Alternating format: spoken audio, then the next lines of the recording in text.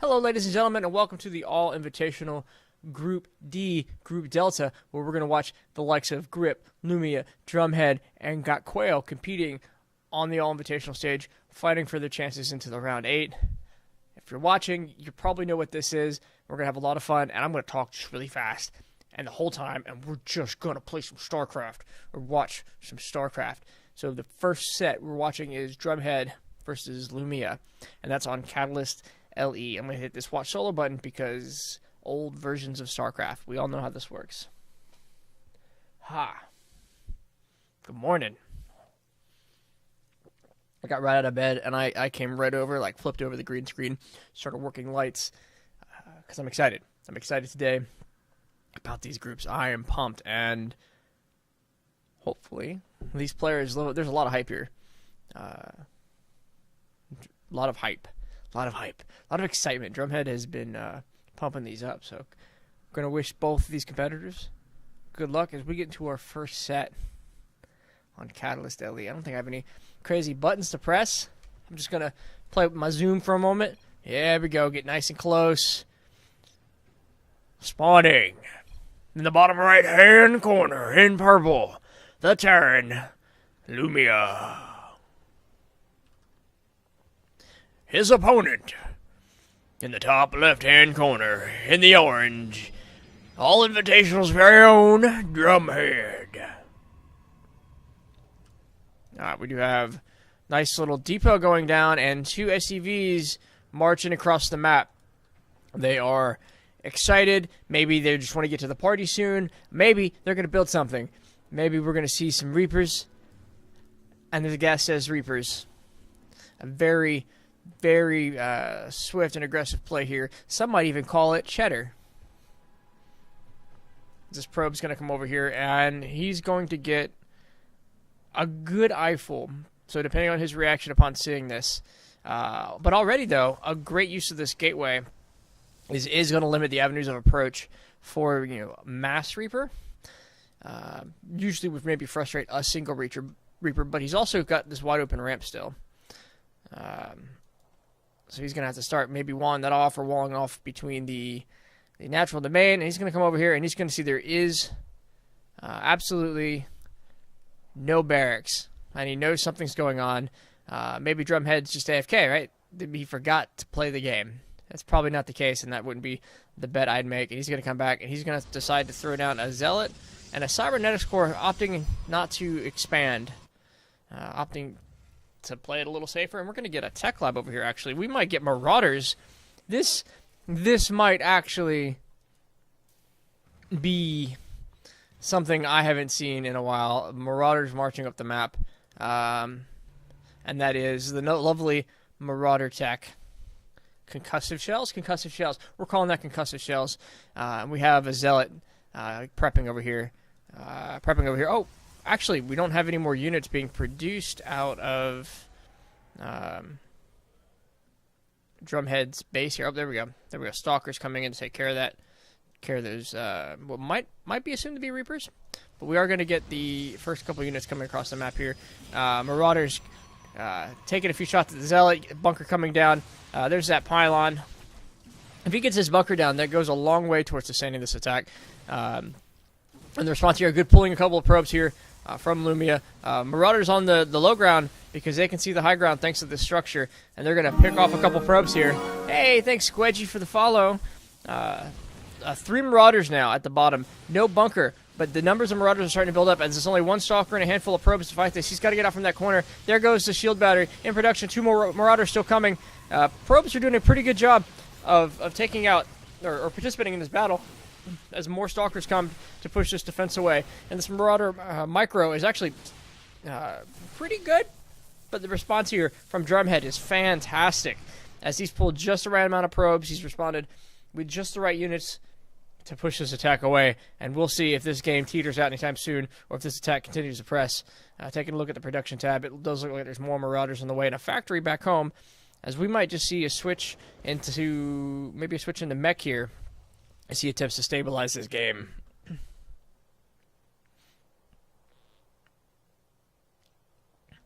Good and healthy number of Stalkers here.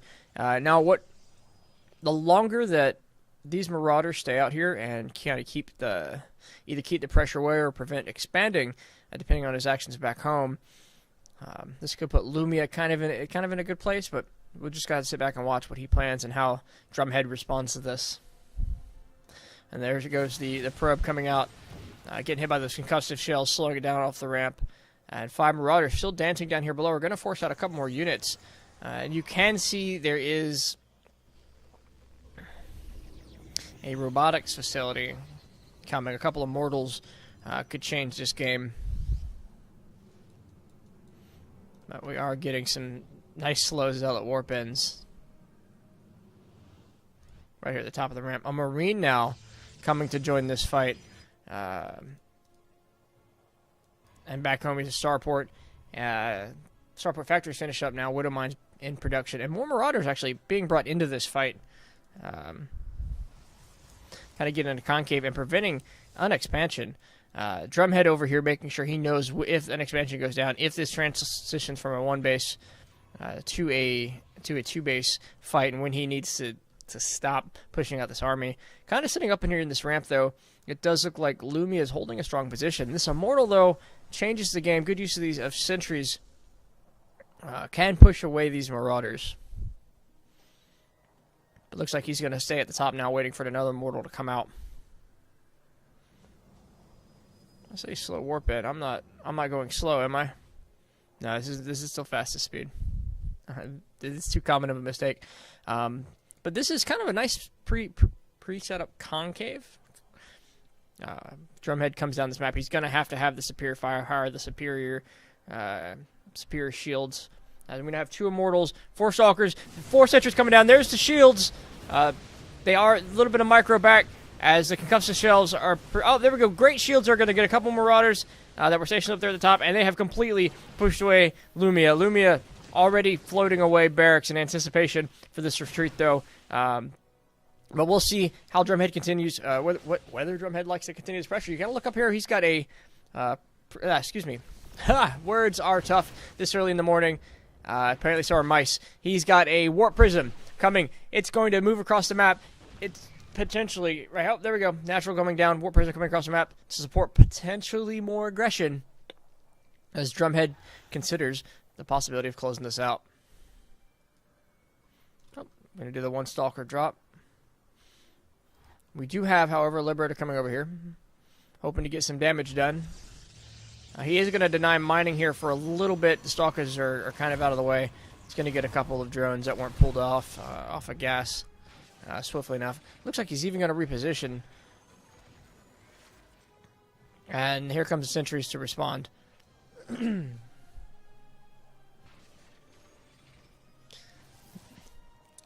There we go. Sentries are going to push this away. Looks like he's potentially repositioning.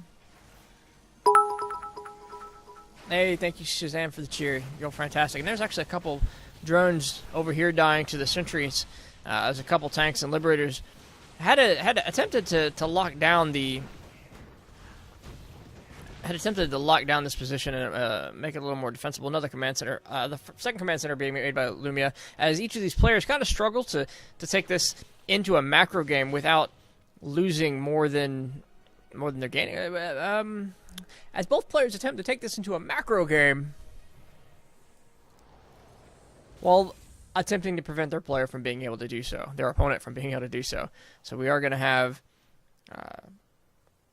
second command center is now done for Lumia.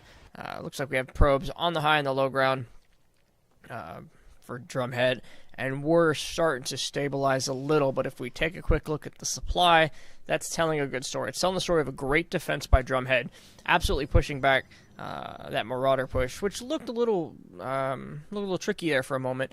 He had the correct response. He had the correct scout.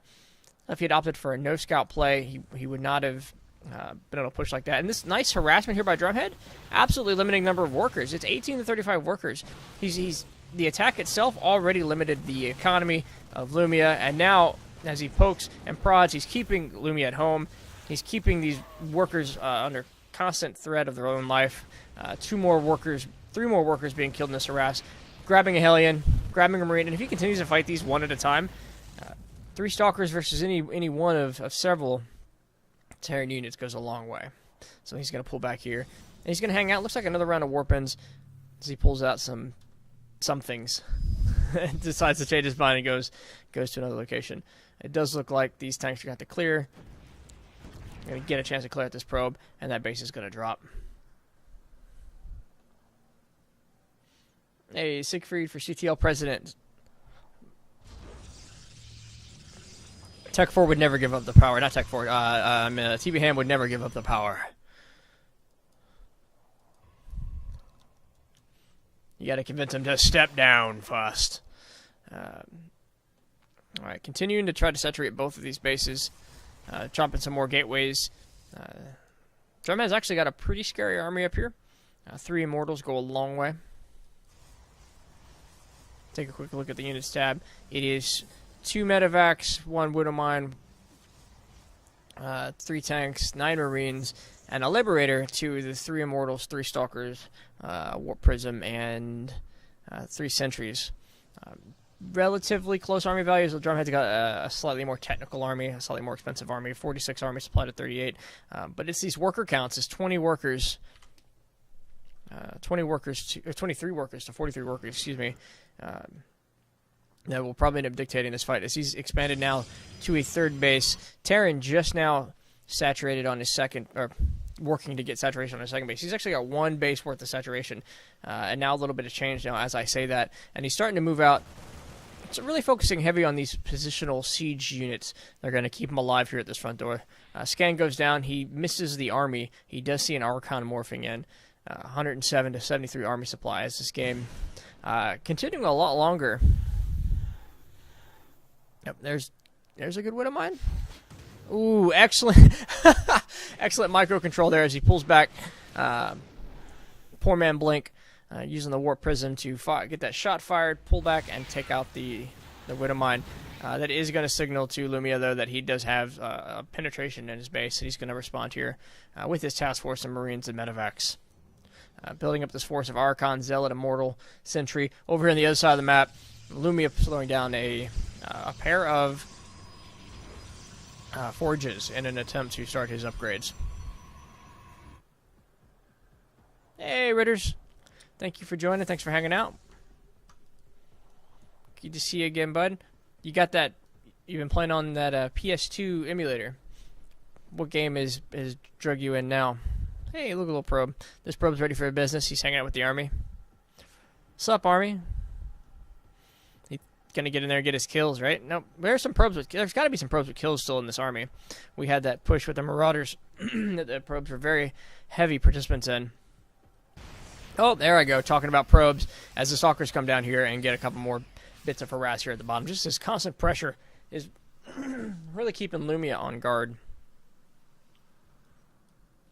This 3rd base over here, 12 drones, 15 drones on the natural, a little oversaturated on the main, but this is just, it's telling the story of constant drone production, great macro, staying on top of this, while not only defending the initial push, but keeping aggression on the other side of the map.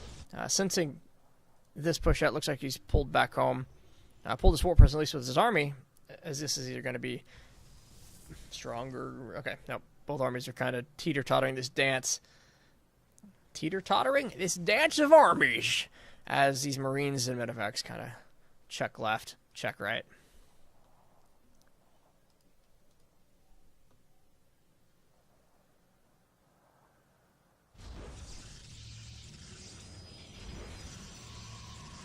Alright, here it is. Here's the gateway explosion.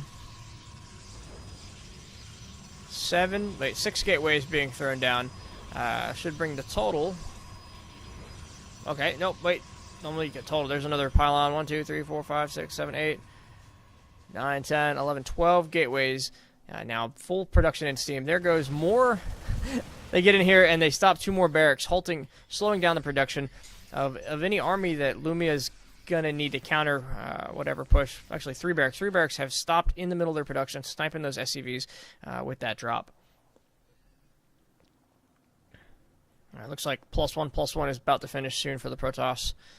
His Drumhead's got decent vision. Position across the map, checking for drops, checking for army advancements, and keeping this this warp prism up and around the map has been very impressive so far. There's the scan on his own army.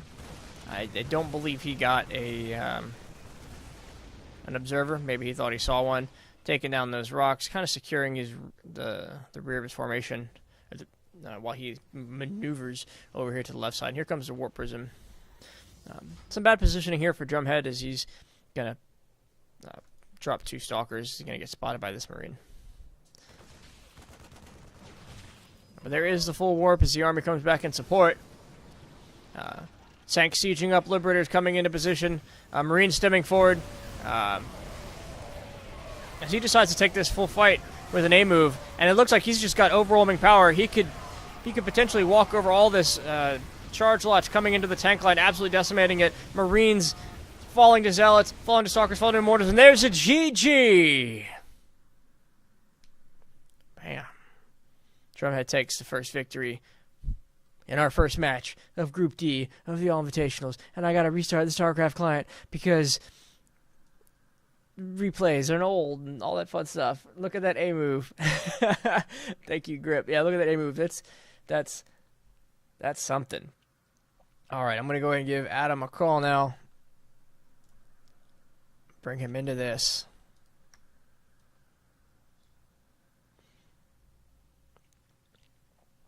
Yep. Once Starcraft finishes loading, give Adam a call, get a co-caster on here, quit Starcraft, open Starcraft back up. Hey, yeah, I can hear you. Hey, Adam, welcome to the show. Testing 1 2. Testing 1 2. Can you hear me? We're going to do this dance for a minute, folks. But I'm going to hit Starcraft again. I'm going to give you the files you need. One of the files you need.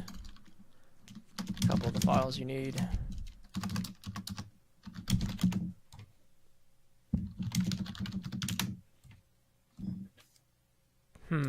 Can stream hear me? Test.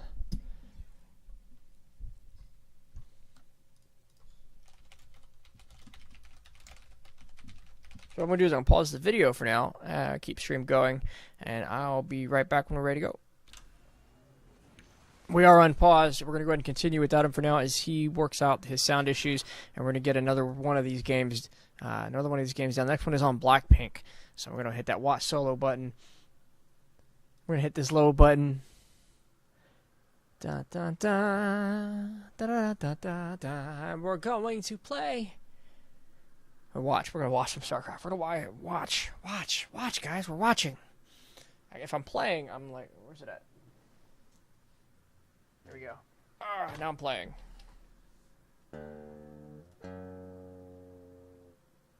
I got this whammy bar too, so I can like hit it and then whammy it.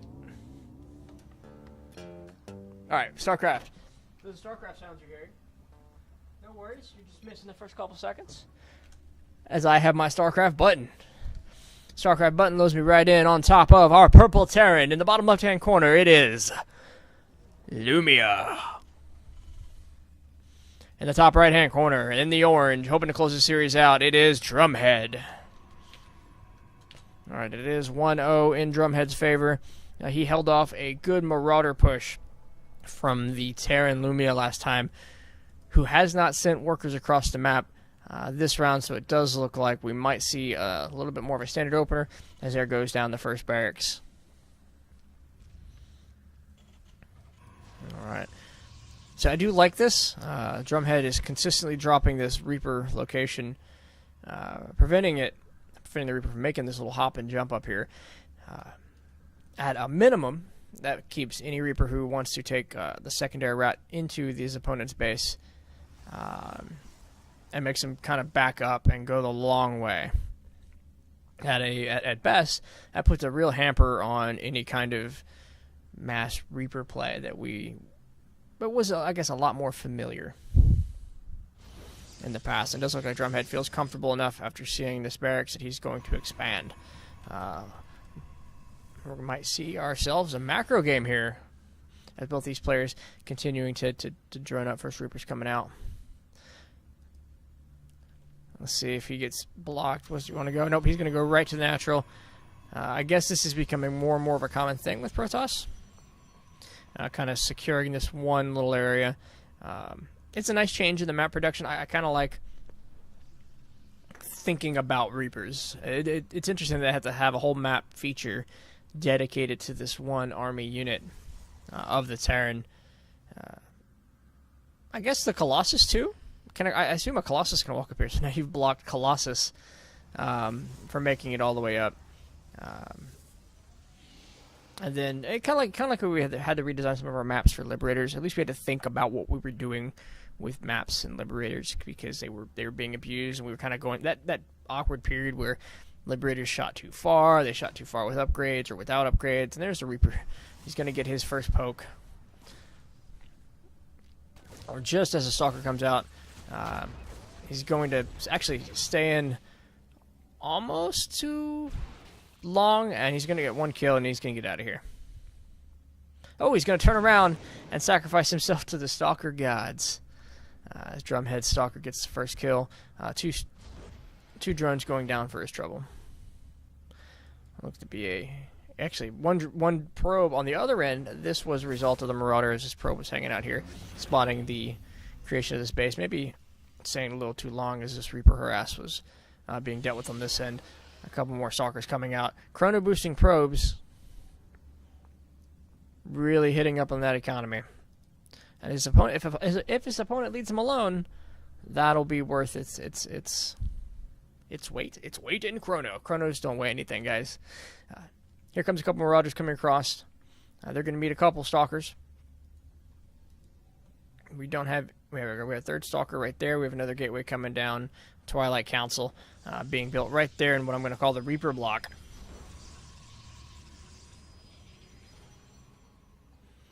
And these Marauders getting themselves a good angle as they begin. They're going to walk up these stairs. They're going to get the first hit on them by these Stalkers. It looks like he's going to commit to that fight, kind of moving the Stalker out of the way into the shield battery. Lovely shield battery. It works so quickly. And both those Marauders kind of meet their end. Actually, another guy streaming across the map. If I take a look, there we go. He's going to catch him as he continues to produce more Marauders. There's some Hellions, Hellion Cyclones coming out. And dropping that reactor on his medevac. There we go. Pull that Marauder back. Drop in your third base. And kind of posturing for a mid to long game here as we get another gateway. Both of these being transformed as I speak. Warp research is done. We do have a small push out though. This time supported by Cyclones. Would have been a lot stronger push if those Marauders had managed to pull back. Drumhead is going to spot this as his probe moves out. In response, he's going to get a good position at the top of the ramp. He might be losing this third, though. He's going to let that pylon finish. He's going to get that council on the third.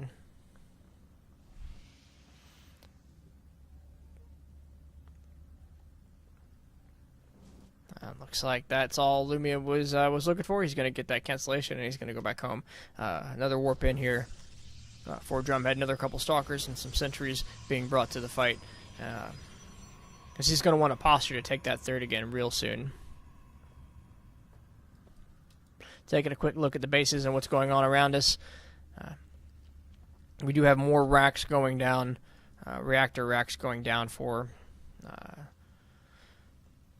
Lumia. It looks like he wants a Marine Marauder medevac build. There goes a Widow Mine. 2 Widow Mines, actually. Looking like he's going to try to get some harassment done. Excuse me. Deal with this worker line. He is scanning this little bit of, I'm going to call it a move out, but securing this third base from Drumhead. He's going to get out of that. He's going to get out of the scan range and send himself over Hallucinated Phoenix. On the other end, we did have, there it is. We had a medevac coming over here. Looks like he's going to try to drop some mines to get some damage in. This Hallucinated Phoenix, not seeing the army anywhere in the immediate vicinity, and actually sending that another probe back across the map. The first one had gotten caught up.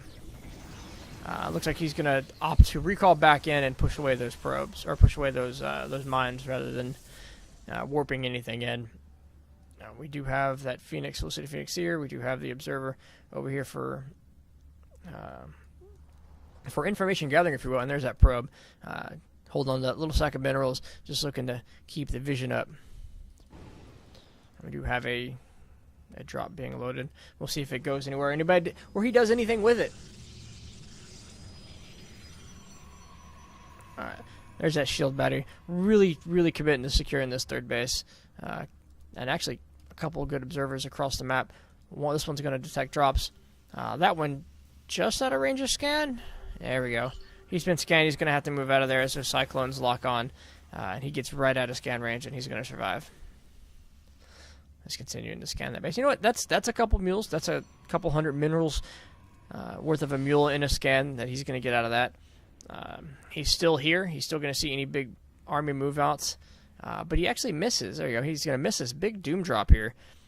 Marines, Marauders, Widow Mines coming here. Looks like they're heading to the right side of the map. We'll see where they decide to drop. A little bit of a push out. Oh, excellent snag there as one entire medevac goes down, and he boosts away just a moment after. Looks like he lost the Marine Marauder medevac. He's got the full medevac full of Mine Marauder right there. Severely crippling anything he's trying to do with that drop. Oh, here we go. He looks like he's still going to try to get this damage done. The Army's kind of in position here behind it. No vision for either one of them on the location of their enemy, though. 4 workers going down somewhere that I missed.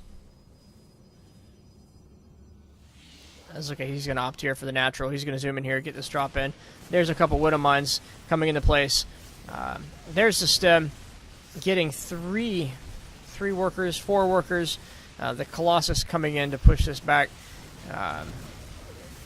Kind of this like maze and lack of open area that really makes it difficult to push through. But getting up most of their units and coming over to the third. Playing this game of my distance is shorter than your distance, and all I have to do is pick up and go to the other base. But one more medevac going down.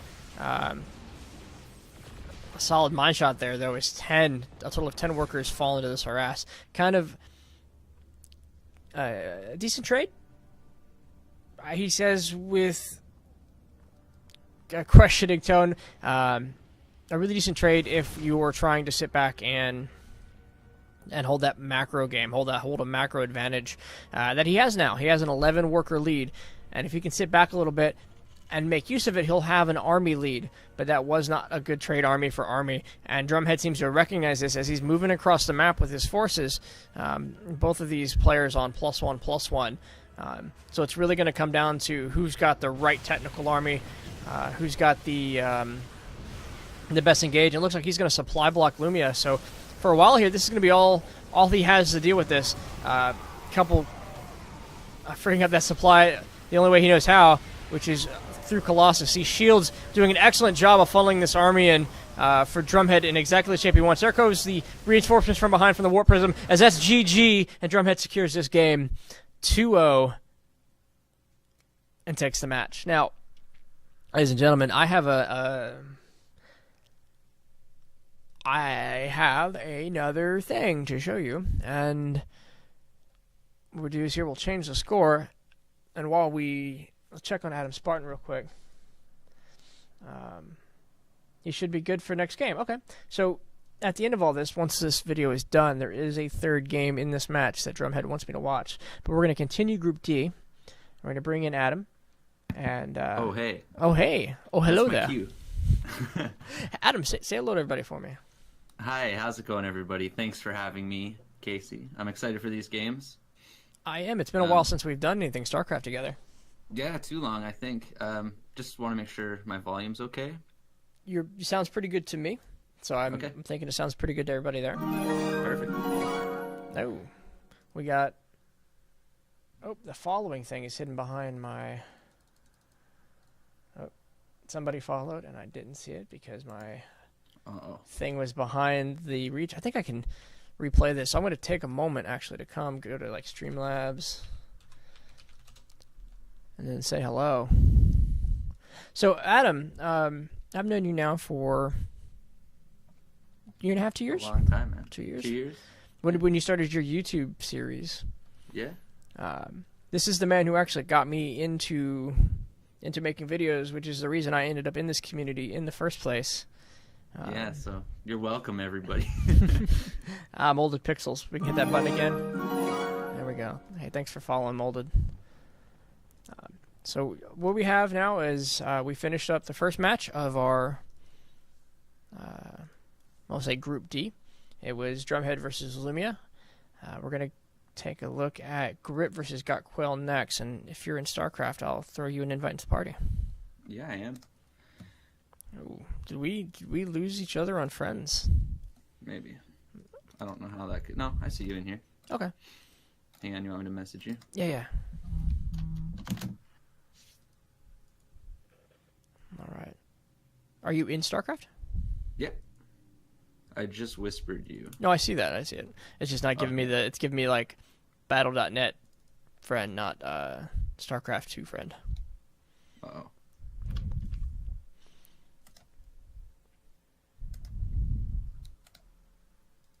Technology. If you send me an invite, it might sort itself out.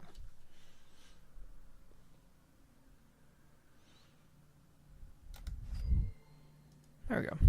Just... Okay, hang on now. I'll promote you. Boom. There we go. All right, Got Quail versus Grip. So hit this button, and we should be good to go. This is a ZVZ. The first map is going to be on Catalyst LE. So what has been your experience lately with the ladder, or have you been dodging it like me for several months? I've been, yeah, I haven't really been playing that much, but I've been playing a couple games, and it's been, it's fun, but I haven't, like, I was playing, 10 plus games every day for like a year straight. Mm-hmm. So compared to that, I've been barely, not even like one game a month, maybe. Oh, no, there's definitely entire seasons where I clicked the ladder button, lost my game, and said, that's good for the season. Yeah. Get cheesed, and you're like, nah, I'm good. I'm good. All right, so we're going to hit this button. Yeah, no, this seems to be a season of a lot of very reasonable maps. So we're seeing a lot of 2 base maps. I don't think there is any 4 base map. There's one map where the distance is a little close and nobody plays it. Everybody vetoes it. Right. It's called Abiogenesis. So is there vetoes for this tournament as well? Like, we won't see that map probably? We shouldn't know. I believe they're all getting a chance to pick their maps with their opponents, right? Veto, take turns choosing. So right. Take a quick look at this map before we do introductions. We see we'll have a small ramp from the main. We'll come into this very open area between the natural. Kind of makes it a neutral engagement when your opponents are pushing in there. And really the option to continue to expand along the top or the bottom horizontally with some more difficult positions to defend for potential 4th or 5ths closer to the enemy. But with that being said, why don't you take it away with the introductions? Oh, okay. Spawning up here in the upper left-hand corner is Got Quail. I don't have the colors right, but Zerg player. Yeah, and the Zerg player. Other Zerg player is Grip or Gripe? I think Grip. It's Grip. We're going with Grip. Who went for that early spawning pool. And it looks like, there's a hatchery first from Got Quail. So this is going to be interesting here right away. I used to think I had it down, like, all right, early spawning pool, that means aggression. But then there's, like, early spawning pool safely. But it does look like he's not droning up too heavily, and we actually, there we go. Handful of links being pushed in production now, queued across the map. Yep, so ZVZ, one of those matchups where I think both of these players should be comfortable with this kind of game. Like, these kinds of things happen all the time where you go for hatch first and your opponent goes for spawning pool first, so it's going to be up to a pretty good defense. See how many workers he can get, of course, and yeah, that's the game. That's ZVZ. I like to watch this back and forth of who makes workers first, who stops making army, who starts making lings. Is he going to go for this natural? Does he just want this cancel out of the natural? Is he going to go for drones? When does he stop the link flood? It does look like he's expanding behind this, and whether that's for larva. Ooh, looks like he saw it pretty early, so he's going to have a chance to respond here. Get a couple lings out. So he's got a couple lings out the bottom, but now he's got this spine crawler, and he's got to make a decision what to pull and where to pull it. Here come the drones. They're just this is ZVZ is such a beautiful matchup. Trying to get this around on the Lings. The Lings are just going to chip away at the hatch, and I think they might get this. It's going to be close. Yep, a couple Lings come in to join the fray.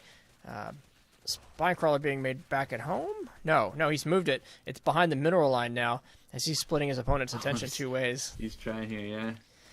The Lings come out, and the drones are still chipping away, and still 4 Lings alive here for Grip, so he's doing the damage. He's not going to get the hatchery, especially once these queens come out. Yep. He'll push this away, but this is also lost mining time. There's the Spinecrawler game over here he's been trying to play with this drone. It looks like the drone's going to go down. And in the background, got that second hatchery up, but he is down by 10 workers. And this is the overcommitment moment. You see 4 more Lings. Let me take that back. This is the moment of maybe I should pull back and macro up a little heavier. Yeah, I'm not sure if he's going to be happy with the amount of damage that he did. Probably would have liked to get this hatch. We saw him like trying to do the run around and hit it, so he was willing to lose Lings just to get this hatch. Wasn't really going for the workers. Still trying to push in here. He's going to try to maybe suicide for it. He might actually get it. Let's take a look at the health. Pulling the drones to make this happen. A little bit of micro as he morphs around at 58 health, 38, 9, 19, 11, 7, 3. 3 health gone. So, yeah, that makes it worth it, I think. It does. He was so far behind the workers. He really needed that to keep the momentum. But this is the over here. Got a third. He's poking around too. Third hatch. Nice to see that nice and early as well. He's going to be happy with that. But he's going to get no gas here for either player yet, which is kind of interesting. So it looks like Quail opting to throw down, both hatcheries simultaneously now, rather than build up an army to push this back. And try to catch up. He's got to try to do something, I guess, to try to get back ahead on the economic front. He has the workers for this, so. I like a lot of minerals up front, though. I like to call this the spine crawl. Like there's a counterattack. You're pretty sure there's going to be one. You drop the spine crawler, but it doesn't look like Quail's going to push across the map. He's very happy to sit back and take this macro lead. So he just had another 7 drones on the way, so he's just making drones, ignoring all his problems. Just both players droning up now, and it's going to transition into that sort of mid-game ZVZ phase. With Grip, I would say with a pretty significant advantage right now. Absolutely.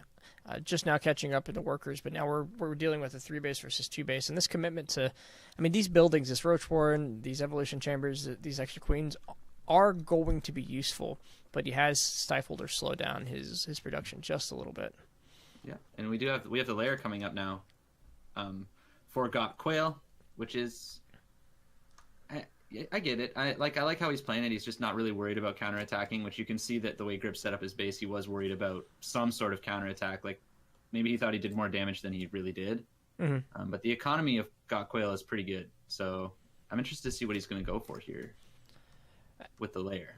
You bring up a good point. Maybe this is just an overestimation of the damage that got done.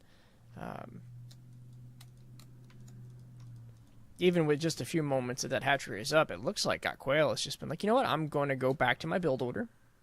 I'm going to defend what you send and focus on being where I want to be. To hell with where you're at. Yeah, pretty much. And it's a smart play because, as we saw, Grip didn't build up an army. He just droned up, and so there was nothing really to worry about. So he played it smart, I think. We'll see how fast he goes up the layer. Starts. There we go. We do have a layer about to finish for Grip now. He's now on 3 bases. Kind of getting that creep spread moving forward pretty good. I like seeing this. There's some Zergs who say there's no point in creep spread in a ZVZ, but I do like that extra vision it provides. Yeah, I guess it's. Yeah, I don't know. I'm indifferent to it. I guess it's nice to have your bases connected at least. Sure, quick response within your own AO. He's gonna. And right now, it looks like the layer Hydras. Yeah, so I was thinking. Oh no, Hydras are down for Grip. Are they up for Got Quail yet? I don't think so. No. Where is this Grip? Is point. You say? Oh, there it is. Yep, there's the Hydralist dead. And the natural. Yeah, and now the Lurker dead. Yep. ZVZ is a really weird matchup. I find it's a lot of these mid game units just they last forever. Feels like sometimes, so that's when those big battles start happening in trades, and the expansions after this is where we're going to see certain players get advantages. But right now, it seems to be somewhat even.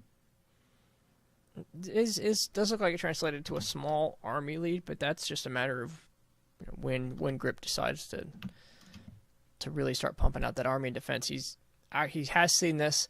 His response does look to be Hydralisks, a couple roaches. And we're going to have some roach skirmishing on the south side of the map here by the third of Grip.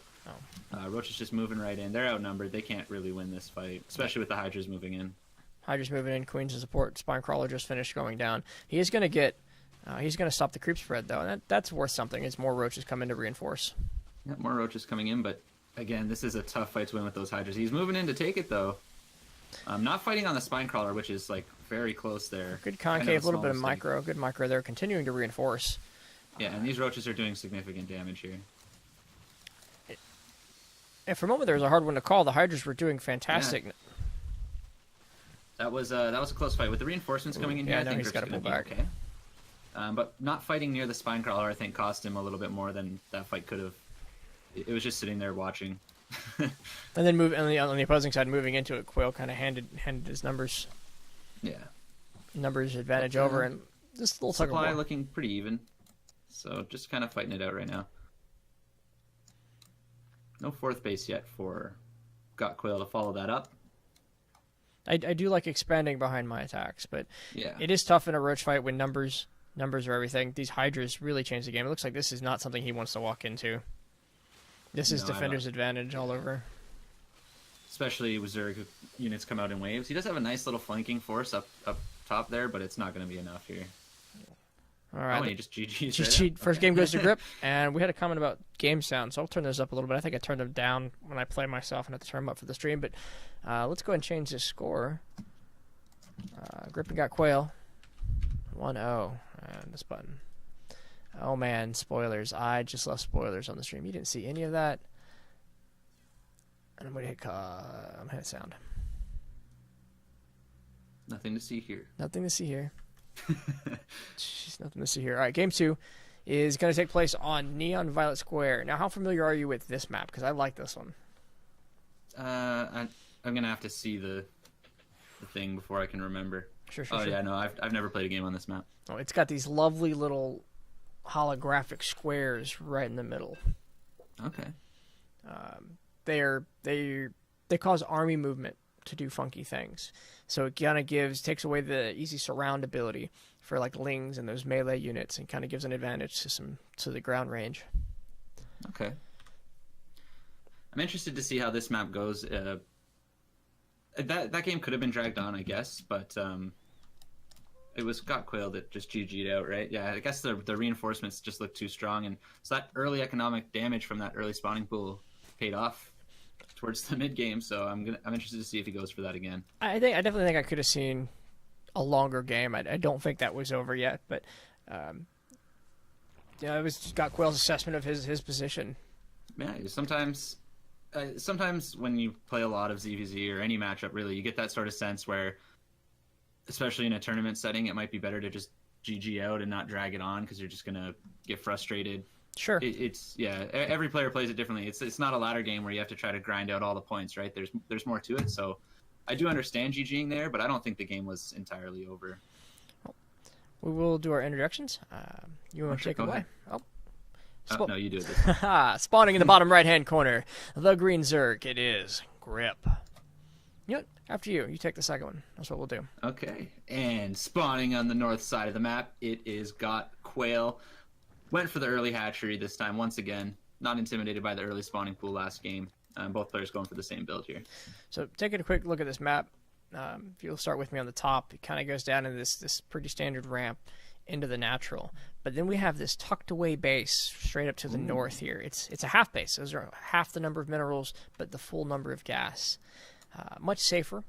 I've seen some actually good cheese there when opponents make it into this back area, drop some pylons or a hatchery, a proxy hatch. Yeah. Ooh, going for a fast third here. Ooh, third Got Quail is really not in the half base either. On the half base, being a little bit greedy. You see, there's a lot of avenues here once you get this half base where your opponent can come from.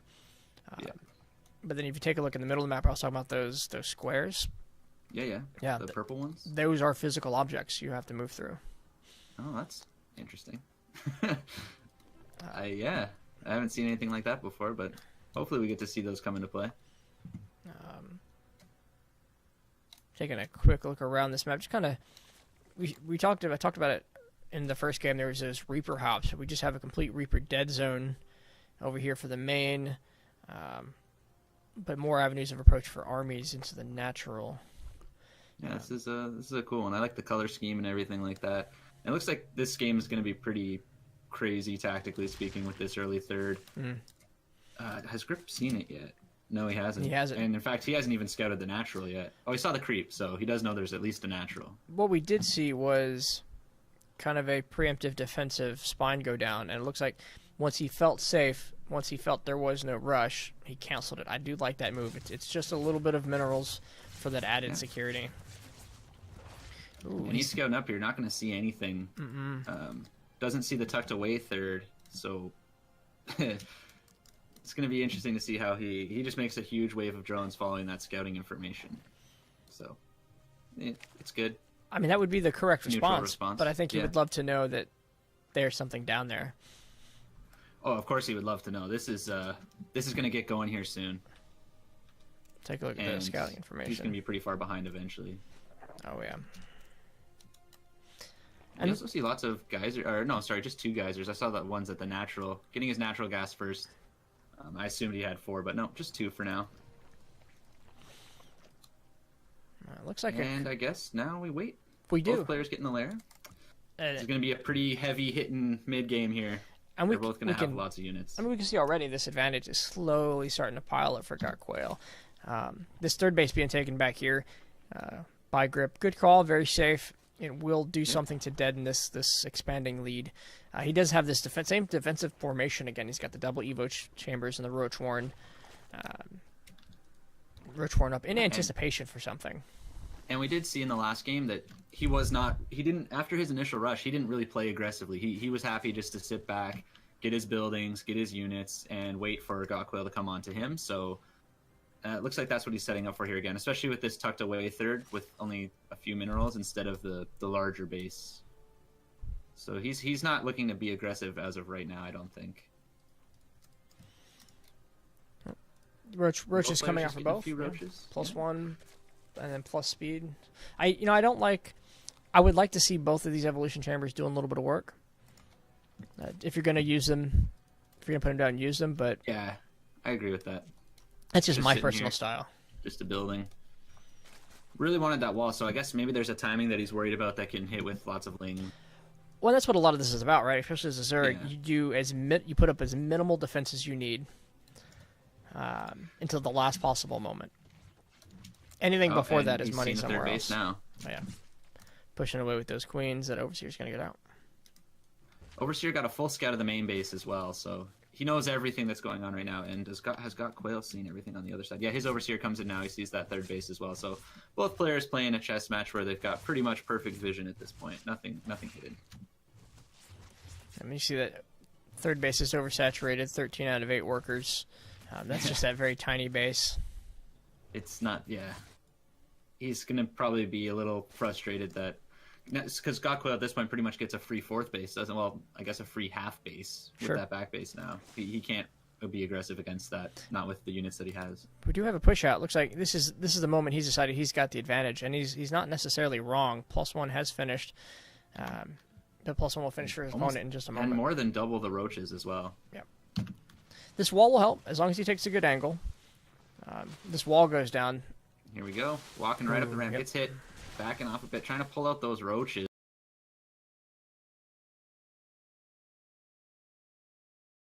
Roach, I like that. Just a little cheeky move. It can be tough. It can be tough to think like that sometimes. It is very...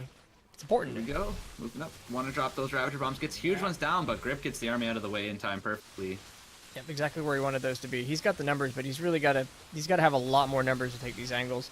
These are the best possible fights that Grip can take. Let's see if Defender's advantage holds him up. Here. Oh, moving out. He's getting aggressive on it. Is it going to be enough? Right now we see the Roach count 21-7 only for Grip, so this is looking pretty rough. Here come the drones. They're going to hit by tons of Ravager so bombs. much connections on those miles. Yeah. And he's just going to keep walking up this ramp. Behind this, we don't see a fourth base. Pretty much both players actually just making army right now. Quail wants to keep this advantage that he has with the army. Grip obviously needs to make units or else he's going to lose the game. So, well, we're starting to see the defender's advantage start to pile up. He's starting to catch up in minerals with that third base. Ravager's being morphed in. Yeah, this overseer here is going to be really important for Quail because this lurker is going to finish up. If he can snipe it, it's not going to be able to do anything, but it has potential to do tons of damage, especially walking up this small ramp. I don't know if he should be going for this anymore. Yeah, it looks like he's going to pull back. Had he expanded behind this, I think we were both looking for. He'd have been in a very good position, but it looks like he's decided to just keep this aggression up. I believe that's a good call. Yeah, he's going to walk over to this north side now. Much better angle. Which Grip knows about because of the fantastic unit that is an Overlord. And behind this, Quail does have 10 or 15 additional workers, so he can keep up these trades and respond in time if he loses his army or something crazy like that. That lurker is going to town. 5 kills already. So much damage going down on Quail's end. All those low units are going to get hurt there too. The overseer comes in, but it's these units are all so weak, but he just doesn't have the firepower to take him down. GG. Yeah, even with that lurker in position and doing the maximum amount of damage it could have done, it was just overwhelming force from Quail, and it was just that buildup of that early third base, that very strong timing when he knew he was going to have the advantage. So we are going to get to go to Game 3. That was a good game by Quail. That third base was so effective and didn't get scouted until like way late, like way too late. Because he probably just assumed that he would take that third pocket expansion, sure, like he did himself. But a really nice early third hatchery. Those builds can be so good if you can pull them off properly. Mm-hmm. Especially in any matchup, I find like economy is the whole game of Starcraft, right? But in ZVZ, especially if you fall behind on that, it's a struggle, uphill battle the whole way. Oh, and for me, the ZVZ is the most obvious place where you see that. Like, are you greedy? Does it pay off? Are you greedy? Do they attack you? Where's the aggression at? Is it lings? Is it drones? It's the most obvious place for me to watch this. Yeah, 3-dimensional, 2-dimensional chess. And people have talked and called ZVZ fairly in some respects in the past, like a rock paper scissors sort of matchup. Sure. So there it was, the huge economy responded with just like a pretty stable defense and not really aggressive expansion or army building, and then that was not really the right response, and he fell behind because of it. He couldn't keep up with the mid-game production. Close, but not quite close enough. Spawning. Anyway, yeah, go for it. Spawning in the bottom left-hand corner in the red, Quail. Oh, and spawning up in the north. Not able to hold on to the defense in that last game. Grip, another Zerg player. Zerg, my preferred race, I think. Oh, are you going back and forth? Since I've taken a long break from StarCraft, I've been thinking more about Terran, how cool they are. But I was a Terran player in Wings of Liberty when I played the most StarCraft.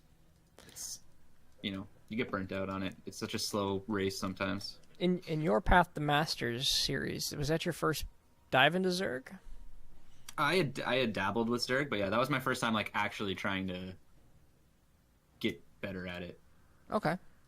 Yeah, when 4-Gate was a thing, I played only Protoss back in the day, and then pretty much only Terran. And I never really, I couldn't comprehend Zerg when the game first came out because I didn't play StarCraft Brood War, so I just didn't even understand what it was all about. But yeah, in Road to Master, I switched to Zerg. And I gotta say, it's a really satisfying race to pull off. And we see another early third hatchery from Quail. We liked how that last game went. And if he gets away with it again, more power to him. Yeah. Now, has Grip learned from this? Is he going to check that? He doesn't have the Overlord's path set to check it out right now. He's just looking for that natural. But he might have an inkling, seeing as how the last game went. I wouldn't mind seeing him see this natural and immediately go check the third. Actually, the difference from last game is Grip got gas, and he's getting that metabolic boost, and he's still mining gas. I'm interested to see what he does with this. This looks like it's going to be an earlier push out of him, which might be a better counter. Oh, there he to goes. Third base. He is going to see his third base. Yep. He's going to be really happy to see this because he's got that gas. Baneling Nest coming out, Metabolic Boost on the way, and he knows his opponent is going for this really big economy once again. That third base isn't going to live.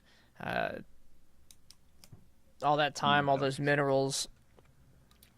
Kind of engaged in this. Oh, yeah, even try to send the queen over there? Well, we take a look. And did he make any Zerglings either? The queens are trying to respond. He does look like he wants to save this. No Zerglings, though. 4 coming out now, but damage is going to be done here. I like that. Let's see if Grip... This is a good gamble here. Grip has... losing that Ling to nothing. I'd hate for that to be the difference between getting this base and not getting it. Queens are going to usher away those Zerglings. And a third base going down as well. Not wanting to commit fully to this rush, looks like. So he's opted to play a game of catch-up rather than putting himself ahead. It does look that way. He still has some advantages in certain aspects. Obviously, the big tech advantage. Still mining gas. Sure. 200 in the bank right now. First and gas for a has... Roach No. So I'm wondering if this third base might be just for larva. Or something weird like that. It's going to depend on what he puts out here. But third base up and running now for Gokquail. Base is at about half. That'll regenerate over time, but not enough. And I like these two Banelings over here. But look, Gokquail does know that something's going to be hiding in the corner. Yeah, his vision's pretty good around that third base.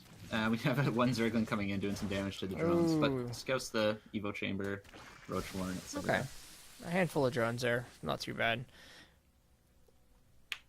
And let's see. We have roaches on the way now. Roaches We have 7, 8, soon to be 10 roaches on the field now, marching across the map. It does look like he's going to maintain this aggression, and that was just for larva. It didn't look like he wanted to compete with 3 larvas worth of army. So this is going to be, can Quail hold on to this? If Quail can hold on to this, this is the advantage he wants. Yeah, this is pretty much all in at this point. Wow. Not all in that if his army dies, he loses, but he needs to do significant damage with this. It's also all in because we are watching the All-Invitational. Oh. No Banelings accompanying this army. Would have destroyed those lanes. Not going to make a difference. 4 queens as well is going to be a pretty good wall. Depending on how good that transfuse is, this could be a very hard wall to break, but he does get two unnecessary queens out of this. Yeah, gets the queens. Army's pushed back slightly.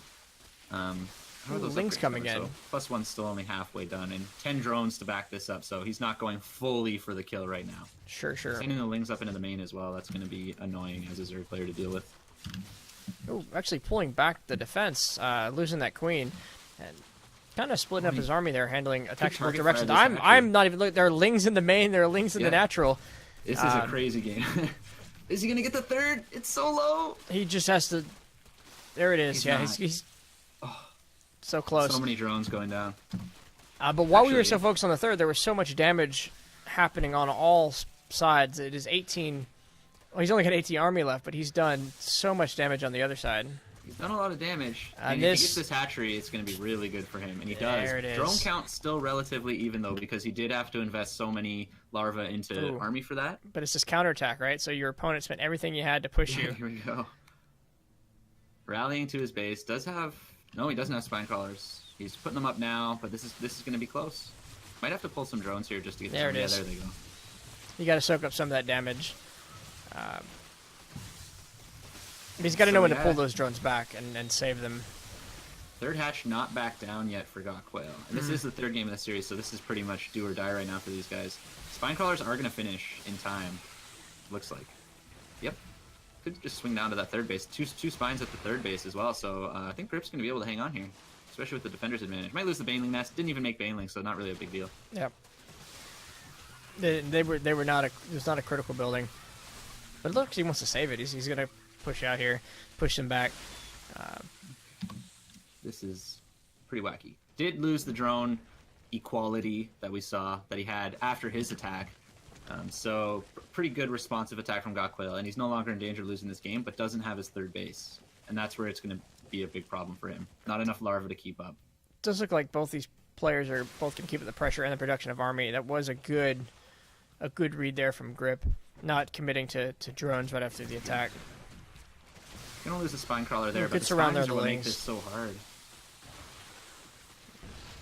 There's just not enough army in the green there. Yeah, this is going to be close. He split the rally points. So as long as he's poking left, poking right, you're never going to let Grip's army get all together. Yeah, 71 army supply to 31. It is steamrolling now. It's getting a little bit out of control. Drones just mining away, pretending like they don't see their team dying. And Grip GG's out. Wow. Boom. So that was a good series. Got a little bit of a mixed bag with that series, I think. You know, they seem to be very, and I'll be immediately corrected if I'm wrong, but very evenly skilled players. So we saw that back and forth, and yeah, I think so.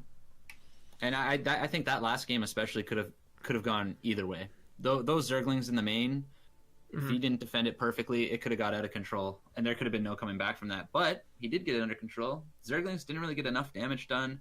Third base going down was nice, but didn't have the army to back it up. So, yeah, that was an interesting series. Let's see. I got a PM there. I didn't. No tips there. So, take a look at the games we have left. If we were to be doing a winners bracket, it would be Got Coil and Drumhead. So I'm going to mentally note that one for a little later. We're going to go right up to the top. We're going to do Grip versus Lumia. Cool. Game 1 is on Catalyst LE. Catalyst, I do know this map. I find this to be like the super standard map. So a good map to start off a best of 3 series on. And Lumia's a Terran player, right? So it is it's the a de facto TBZ matchup. We watched Lumia get a bit handled by Drumhead. I watched those games on your stream before hopping in, and yeah. Anyway, shall we introduce the players? Yeah, you first. All right, spawning in the upper left-hand position is the orange Zerg, Grip. All right, his opponent in the bottom right-hand corner, the purple Terran, Lumia. All right, so we saw Lumia his first game on this map. Push for that Marauder rush, that proxy racks Marauders. Oh, he went for a proxy, eh? He did, and he ran to an excellent hold by Drumhead, but the execution was still good. It was still a very dangerous thing that Drumhead survived because he spotted it and responded appropriately. It would be interesting to see something Marines, something that we sometimes see in TVZ. I'm not up to date on all the Vogue strategies, but something that we used to see, but it doesn't look like he's going for that this time. Does have the guys, are probably going to get a Reaper, scout out his opponent, just standard ZVT so far. Early spawning pool, I guess, from Grip. I personally like going for that hatchery first. So what do you think? Do you think this is indicative of just he's worried maybe about that proxy? Maybe. I think the advantages are, and you know, they have if these games were played in the right order, he had the opportunity to look at that game if it was uploaded. All these players can see the uploads. So maybe he did scout. Maybe he does. Maybe Lumia has created an aggressive persona for himself. But I've also seen these pool games just go straight into econ. Okay, yeah.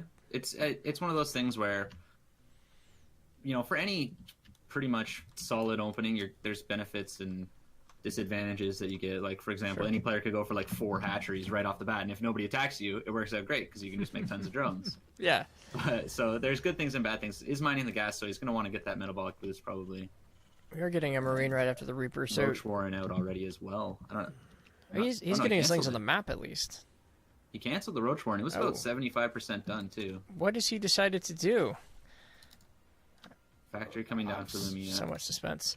I'm interested to see here what's going on. Maybe did he scout or did he see something? No, he didn't see anything. Was it a mistake?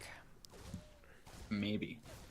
Not sure what happened there, but much better player than me. I'm sure he knows what he's doing. So Reaper chipping away at the spine crawl or spore crawler as he comes up. Did that just to keep that drone alive. Doesn't want to lose the Reaper here if he can help it, and he will get it. So I mean, that being said, it was an early Roach Warren. Now that I have a moment to gather my thoughts, Could have just been too early for him. Changed his mind, didn't want to have that early maybe Rift when he saw Ravager. the Reaper. I don't know. Maybe he saw the Reaper, and when he sees a Reaper, he's like, oh yeah, no, never mind. I don't need roaches. Not sure. Good. Either way. Good job keeping this Reaper alive. It's going to be a good information collector. It's going to be there to intercept that drone as it goes to the third base. Still no...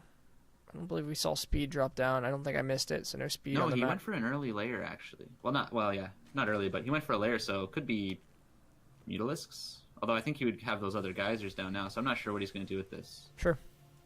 I'm hoping he doesn't have a moment here where he realizes that he canceled his Roach Warren. Because I know that feeling, and it's not a good one. And there goes down the Roach Warren now. Good. On a more appropriate timing. Yeah. So, has a lair, and there is the Spire, so it is going to be Mutalisks. I love Mutalisks. They're my favorite unit in the game, and I'm excited for this. Are they? Yeah. I don't have the control yet. I don't. Oh, they're so fun. No, what you do, though, is you control your, 15 Mutalisks, right? And you just let all your money pool while you control the Mutalisks and get, 5 SCVs. And then they death push across the map and kill you. That's how Mutalisk games go. It's great. I thought you were about to say let all your money get up and spend more Mutalisk all at once. Yeah, that's the other thing, too, is where you flip back and you're like, oh, I have 2,000, and you just build, 20 Mutalisks. Oh, that's gross. And then they push across to kill you. Those are some real platinum strats right there. I'm glad that Mutalisks aren't this army mass that you can just depend Walk on. into, yeah. Right. It almost doesn't matter as long as they can shoot up. If they have equal supply to your Mutalisks, the Mutalisks don't win. Yeah, they're definitely a finesse unit more than anything. And interestingly, we have Lumia going for a finesse unit of his own. Cloak Banshee's Oh, yeah. He's going to see this Spire, too. Even if he didn't click on it, that's a super obvious building. Yeah, does see the Spire, so... 3 Mutalisks coming up. Does he have any... Nope. 45 drones. No, third base going down now. So this is a pretty standard TVZ game right now. So you see the Spire as a Terran. Do you keep up with Banshee Cloak, or is it too late? It does look like he canceled a Banshee. He's not making one, but he's letting Cloak finish. He has one Banshee. Oh, does he? And it's moving there it up is. to that I see it now. right I see it. He's going to need that Cloak soon. In, but has an Overseer out already too, so more than prepared for this. I don't know. Did he see it? He didn't see it, but I guess Overseer just a good unit to have. Cloak Banshee's obviously one of those builds that can really ruin your day. Sure, especially unprepared for it. But it was about 5 minutes and 45, so I wouldn't call that a rushed It wasn't Banshee. a rush. No, I wouldn't say so. He just didn't get any money out of it. The Mutalisks are in the field, though. Yeah, and a couple roaches too on the ground just in case Terran decides to, push up and start giving him a hard time at his base. Like you said, Mutalisks can't really fight at the forefront. Sure. Yeah, I do like this. Taking a look at these overlords that are spewing onto the next potential third. They're going to delay any third that comes up, and they're going to know what happens. Know it shows up, rather. Good use of that missile turret trying to drag them into it. Looks like the Mutalisks want to hit the tech lab. Little do they know, Cloak is finished. Sorry, go ahead. No, I just said little do they know, Cloak is already finished. Yeah, Cloak is finished, but obviously nice because you just slow down that siege tank or whatever he's making production. Sure. Little advantages like that can really stockpile, especially in a longer game like this. He's not able to get the damage. How do you feel about that Viking skin? Is that the Viking skin up there? Yeah. Looks like an X-wing from Star Wars, kind of. I like it. Like a definitely spaceship more than, like jet. Than aircraft, yeah. I don't see mech. What does it look like when it lands? I need to. I need to know. Look at these mutants. They're going to try to find a space. There's a missile turret. There's actually an idle SCV in his mineral line there. Good defenses in the mineral line, just not in the right spot. He is going to really hit the solid engineering defense from the mutas. And gonna want to get that third base soon though, and also has 800 minerals.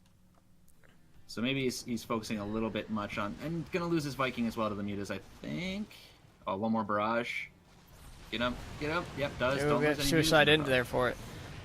Oh, he gets out. Oh, wow. Oh, he does get out. So he gets out. You take a look at his army. He's got 136 supply to 93. This is pretty normal in a ZVT. This army for the Zerg doesn't necessarily mean he's ahead, but it can. No. But it can end quickly. I would say that right now they're about even. And actually, I just want to take a look at what Terran's 152 to army is 93 is a different story. As he's actually pushing out a bunch of roaches, we could see a good, strong roach push right at the front door. Yeah, all those roaches. He has 60 more supply than the Terran. Roaches obviously do inflate that, but the roaches are moving out to attack while he's expanding to his 4th base before Terran even has his 3rd. So Zerg playing this quite well. Shazam says, "Man after my own heart, Mutalisk best unit, but worst unit." Yeah, exactly. Probably talking about your Mutalisk play, your pro Mutalisk. Yeah, man, that's how you play with Mutalisk. A whole movie actually coming over here to answer this, which is going to put him closer to response of these roaches. This is going to be the first big battle that we're going to see here. Ravagers. Ooh, gets the Cyclone. Yeah, that's a really good pick. And he sees the Widow Mines as well. Gets one of them. Ooh, walking into the vials. A little bit of miscontrol from Lumia, really putting him on the back foot. Over right now. The army moves up. Ravagers dropping those vials on the siege tank. It goes down, and it's just got a little bit out of control with the econ. Nice units. Brast him with the Mutalisk and wins the game. So GG. All right, Grip takes game number 1. That was a pretty compelling victory. He took that pretty overwhelmingly. You're right. He owned the map the whole time. Out there with the Mutalisks. So Grip actually shout out to showing us. Topher Doll in chat. That's my boy. What's up, man? Hey, Topher. Yeah, that was a really good game from. I'm blanking on the name. Grip. Yeah, it's good to see that too. After that good back and forth with Got Quail, kind of seeing where he's going to dominate. Yeah, definitely. Looks like he's got a pretty good understanding of how he likes to play out that matchup. Mm-hmm. Oh, I got disconnected. Okay. I'm back now, though. Hang on one sec. Still using that that image your dad drew for me so many years ago. Yeah, man. That's a good one. I like it. That's if you more like the history of Thrasher and Uncommon. That's my go-to logo these days. I think let's invite you into.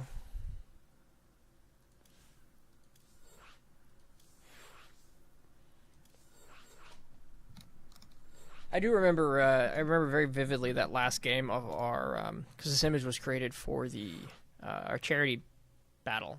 Yeah, man, that was so great. And just the last game, I was on such a high because I was doing well. I was dropping, and then that last game, just Roach Ravager of ungodly numbers showed up at my front door when I wasn't ready for it. Yeah, that was a good series. You were the one who recorded that, right? Yeah, I think so. I think I have it still saved to my Twitch channel. That was so good. It was. Very, very close. And good games too. Like that was such a good night. Should do something like that again sometime. Although you would whoop me now, probably. I have not been playing very much. I don't know about all that. Well, spawning in the top right-hand corner, in the orange, it is Grip. And his opponent, struggling in that last game, but maybe we'll see something a little bit better out of him this time. It's the purple Terran player, Lumia. All right, Grip taking that first game pretty commandingly.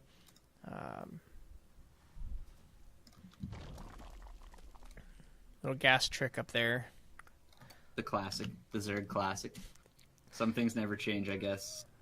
And I don't even know if it's just habit at this point for players, or if we've analyzed it again to make sure it's good. Yeah, I do it when I play Zerg. Do you do one or two gas? I just do one. I'm not that fancy. I don't know. I was gonna say someone fancy, but for some reason my mind could only think of Snoop Dogg, and I don't know how that's relevant to building. Snoop, good gas cancel. I'm not the King of England. I can't do anything fancy. What would the King of England play? Terran, probably. Terran? Yeah. I'd make an argument for Zerg because they took over most of the world. They were definitely like the hive. Yeah, that's a good point. I could see them. You could fit it into anything too, because like Protoss, it's sort of that like elitist mindset. Ooh, we're much better than everyone else. We'll bring our superior technologies to the Americas. Yeah. Oh man. Anyway, getting back into this game. No, yeah. We don't. Barracks got the Reaper coming out. Yeah, Reaper coming out. Looks like we're make sure I get my timings right. Hatch gas pool, yeah, hatch gas pool, 17, 17, 17 from Grip with the gas cancel. Looking standard, looking like a nice what's gentleman's agreement game, we'll call it. Yeah, definitely. No, nothing crazy coming out here. Early reactor from Lumia here, earlier than last game anyway. I don't even think he got a reactor last game, so he wants to shake things up, as he should. You know, you're in that kind of mindset after you lose the game. You're like, okay, what I wanted to do obviously didn't work. Sure. I have to do something differently, otherwise he's just going to beat me again in the same way. And we do have that second barracks in the back, so he looks throwing down the factory. So we're maybe seeing a 2-1-1 with that like third base drop that was made popular by Beyond many moons ago. It has become, or it was for a while there, the staple of TVZ. Behind that, yeah, there's the tech lab, so it doesn't look like he's. I guess too early to see how he swaps his buildings. Yeah, I think probably the reactor Hellions is what I would suspect out of this. Okay. Reactor Hellions with maybe like Banshee play hidden back here on that tech lab. No, there's STEM. Okay. Yeah, STEM coming up. Is it? Okay, no, he's just going for Marine, so he's probably going to get a starport in Medivacs, I guess. He's going for a bio play. Do you have a third base? Both players just kind of taking up right now, and I find Terran to be one of those. Well, the way the race plays is you can go for like either lots of economy, like a third base early, or you can go for tech early, or you can go for a lot of army earlier, and then all of those options are really good for Terran. But this time he's choosing to go for the tech opening. Going to be getting bio, so pretty dramatic change from last game. I'm feeling it though. I'm feeling a good bio. Oh man, good bio players can do amazing things with Medivacs. I think a good Terran player, right? You got to be able to do that mech and bio. I never transitioned out of bio, but yeah, I think both are really good, but you just need a different brain for each. I wasn't looking, but we have a Dropper Lords being morphed here with Banelings in the bottom. Oh. This could be a very short King game. Of England fancy. King of England fancy. This is going to be interesting to see how this goes down. And I like the preparation here at the front. One lane. Actually, incidentally, I was just checking Lumia's vision with his Reaper. He literally poked up to the natural and didn't see anything else and brought it back to his main base. Oh. So he has no idea what's coming. Here come the drop. Yeah, we'll take a quick look at that Lords. vision. Yeah, the vision's going to see the Dropper Lords. Now they're going to want to go find the right spaces. Yeah, good drops. Oh, he's trying to cut them off. Here we go. Banelings. Oh my God, the Baneling connections. Wow. Oh man. Here come the Lings in from the other side. From the main ramp, and that's rough. That's rough. rough. Oh, that is gross. Okay. So, didn't split the SCVs, elected to mineral path them in natural, and he loses tons of SCVs. Oh, Lings are still flooding over. There's no army. There's nothing in production, GG. right? It's like Lumia's taken a step back and said, let's think about this. I seem to have no army. GG. Yep, so, wow. All right, that's a 2-0 victory for Grip, and it looks like that's fantastic. That was a fantastic ending. That was Grip has shown us a pretty extensive pile of builds so far throughout all the games that we've cast him. He seems to be able to do it all. Good player. There. So the next one is actually Grip again. So watch Grip and Drumhead. I was taking a quick look at the Drumhead took a 2-0 game against Lumia. Grip just took a 2-0 game against Lumia. So this should be a good match. I believe I was given a warning, a heads up that one of these was really good. So let's see. I see Grip in chat saying, haha, this will be fun. So I'm excited, especially after how good the rest of those games have been so far from Grip. So this is going to be a good series. Let's see, watch my group. I'm trying to find it. Maybe is this the one? All right, hard to tell. So we'll get right into it. We won't hold the suspense too much longer. The first one is on Catalyst, at least. We are seeing a lot of this map, and with good reason. People like it. It's no one feels like the map is working against them. Yeah, definitely. It's that, like I said in the last series, I find it to be like there's always that standard map that's out at any given time, and this seems to be the one right now. So. I guess I'll start the introductions. Protoss player spawning in the upper left-hand corner. We have Drumhead. And his opponent in the bottom right-hand corner. We saw the disgusting Banling hits just moments ago. Can he do it again against a tougher opponent? It is Grip. All right, so best of 3. He's taking a look at this map again. If I keep saying this, I'll remember what they are, right? So small ramp to a natural, and natural's kind of got this wide open, easily wallable for most races, all races, but still. Yeah, I think it's most races. Still big, yeah. Eventually the Zerg get something out there. What's interesting about this, I find, is this opening to the natural is quite large, but once you take your third base, there's like 3 smaller chokes to defend. There's the one with the destructible rocks. Then there's the one with the destructible rock tower on the right-hand side, which I guess you could knock down. Right. And especially as a Zerg player, if you position overlords at each of these chokes, just a little bit away from them, you can just shift your army in kind of a relatively proxy small hatch. Area. Oh boy. Oh boy. Okay, so Grip is. This is going to be fun. So not a build we see that often. Blocking that Nexus. Well, as we saw before, Drumhead was excellent at responding to these. I won't say necessarily cheeses, but these aggressive cheddars. Immediately throwing down the forge, so we can see how he wants to defend this. Cannons. Yep. Good idea. Cannon getting out that zealot. Actually, sending the zealot, cue the zealot across the map. He's got his own. He's got his own pylon on the other side. Okay, so we have rush versus rush. We actually have a cannon rush response. This is going to be fun. A little taking a couple hits there with the probe. Looks like the actually take a look at those drones. They're trying to physically block any cannon space. Yeah. Yeah. That's a big commitment. Task of your drones. That's tough. Doesn't want to lose the probe though. It's so low. Okay. Okay, does lose it. They're not going to be able to get down these cannons in time. I don't think. But maybe a focus on these pylons with the right units.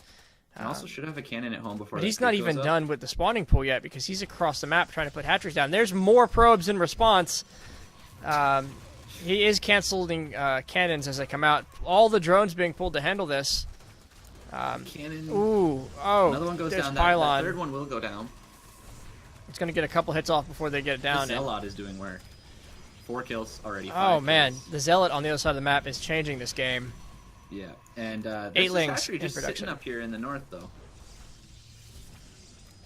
It is. It should Larva be not being used. Should have put a cannon down, in my opinion. A cannon back to defend the. Yeah, I could see it. Yeah, but weird game. They're gonna try to run across. That's a smart move. I like to fight on the other side. This Zealot with his back to the cannon could kill it. I don't know how many lings. All of the lings in the whole entire Zerg universe. So Drumhead a little late. You said it right. Maybe a cannon in his own base while all this is going down. Yeah, it would have probably killed the hatchery by now, honestly. But hindsight is 20/20, and is going to get the natural of Grip. So not by any means. Fairly easily, yes. They're going to completely trade bases. We are seeing Zealots now in the main base here. A Spine Crawler going down. Probe actually in the fight over here. As the Lings have actually taken out the production facilities. Did he? Okay, he did manage to get a photon cannon in his own main base. So the Lynx won't be able to run up and kill all the probes. And now there's a Spore Crawler in Grip space, so Zealots won't be able to come in and kill the drones. Yeah. Weird. That is a lot of Lings, though, so... That is a lot of Lings. They're going to swarm in here. Is there a Zealot there? No, just the cannon, but probes can do the weird pathing around the cannon and prevent it from taking any damage. So interesting setup. Now, who has the advantage? So we have a natural. He's got his opponent's natural. Grip does, but down here he's got a wall blocking reinforcements for continued aggression. Kind of trying to at least. I don't know who has the advantage.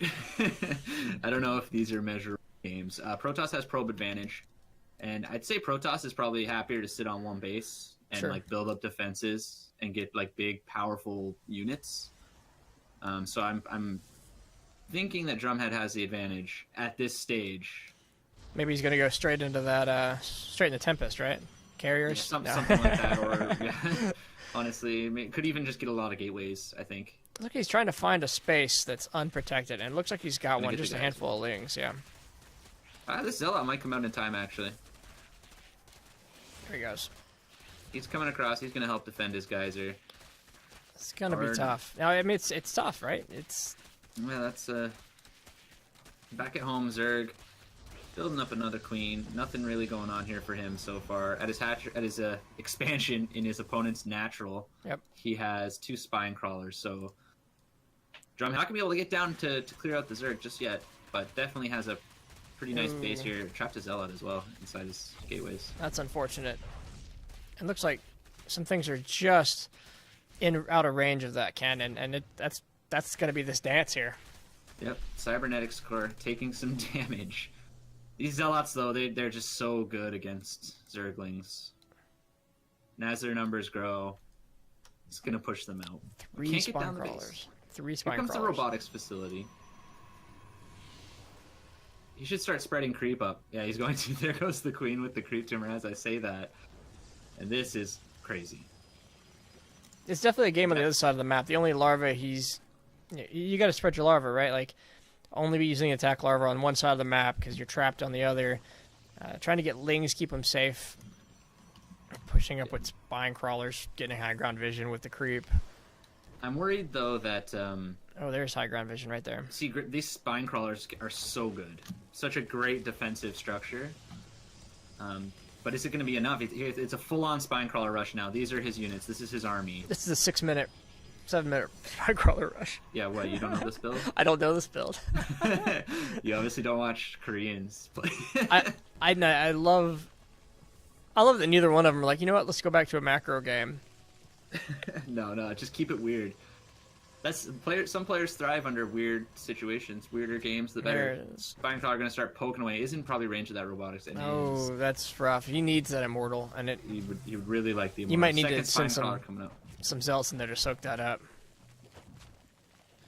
This is actually, you know what? As I said, Protoss had the advantage. I thought he did. Rip has played this once again really well. His rush at the front is much better, and I think it all comes back to Drumhead losing his probe. Yeah, there it is. Immortal's out now, though. This could be the end of spine crawlers if you can get this high ground vision back. Going down. Zergling's coming in to die at the blades of the Zealot. He's going to walk down here and see all these spine crawlers, and is he going to want to commit? No. Backs up. He's got Immortals queued up, but he needs an Observer or a Cannon right now, and he's got to get rid of that high ground vision, and he could possibly just stand on top of the ledge and take out most of these spine crawlers. Yeah, should maybe Chrono boost out a Observer. But he is running low on minerals, too. And there's a Spore Crawler. This is weird. He's actually morphing in Zealots back across the map. That's what I was saying. This game would have been way different if that probe at the Cannon Rush had stayed alive. Catches the Spine Crawler while it's moving, too. That's a pretty good pickup. Oh, there it is. And he could have made some gateways down here and reinforced this way earlier and already killed the main base of his opponent here. But this is good. You don't want to keep the fight on your side of the map too long, letting your opponent control and dictate the pace. But this is a good location for this Queen and the Spine Crawler. Transfuse is going down as they try to focus it. Spine Crawler is definitely the MVP of this match. So more far. Zealots coming in. Absolutely needed to get that Spine Crawler. Is 4 enough to kill a Spine Crawler? It looked to be, yeah. And if he gets this down... Turning on the Zergling, it's going to get them walking right into the drone line. Drones are going to be interrupted now. And there is just no economy on either side of this. No, this is a structures game right now. But the one thing... Oh, here comes a Warp Prism as well. 2 Immortals out and an Observer. And High Templar making Archons. So Drumhead has a great army here. This is going back and forth. This is a crazy interesting game. Ooh, but that is just so much static defense. That is the Spine Crawlers, they pretty much one-shot that Zealot. Now, what's the Warp Prism for? Okay, Archons. Or is he going to take him across the map? Looks like he wants Archons, and he's... Oh, okay. So we're getting an Infestation Pit here. Okay, so decides against the Archon drop in the end. Instead of electing to take a probe out, he's going to expand. I like that. Okay. He's outside the box in this weird game. Well, odd place to expand. Picking up the Archons. I say odd. Not really, but... It's gonna get spotted, right? It's gonna be hard. It's gonna be hard to defend. Oh no! Loses the Observer to the Spore Crawler, so now he can't even. Oh, he already got the creep out. At least is good, but so many queens here, they'll just replace that automatically. Absolutely. Shield battery down. This is weird, man. How do you even commentate this game? More Zealots getting warped in. Warp Prism out here now with the Archons. I think you commentate this by just watching and letting people enjoy. Yeah, this is. There are the Archons. Archons gonna eat those Zerglings alive. Not a fair fight. even the queen gets what 5 shot by Archons. Wow. Yep. Nothing left at home for Grip, and his army is not mobile. He's going to be stuck onto this one base now where he has 7 drones chipping away at the minerals. There come the Zealots to actually get in a good position there to stop the retreat. They're not going to go far, though. There's another Archon and some cannons, yeah. Maybe if he had moved them all right, then some of them could have got... But... Swarm Host jumping into the fight. Unburrowing Swarm Hosts. Swarm Hosts in the natural of Drumhead right now. Okay. Sitting by that Spore Crawler, so not going to be able to get those. What? Yeah, we're down to 9 workers. Where are they, actually? Are they... He's mining. He is mining in his enemy's natural. Yeah. They're just chipping away.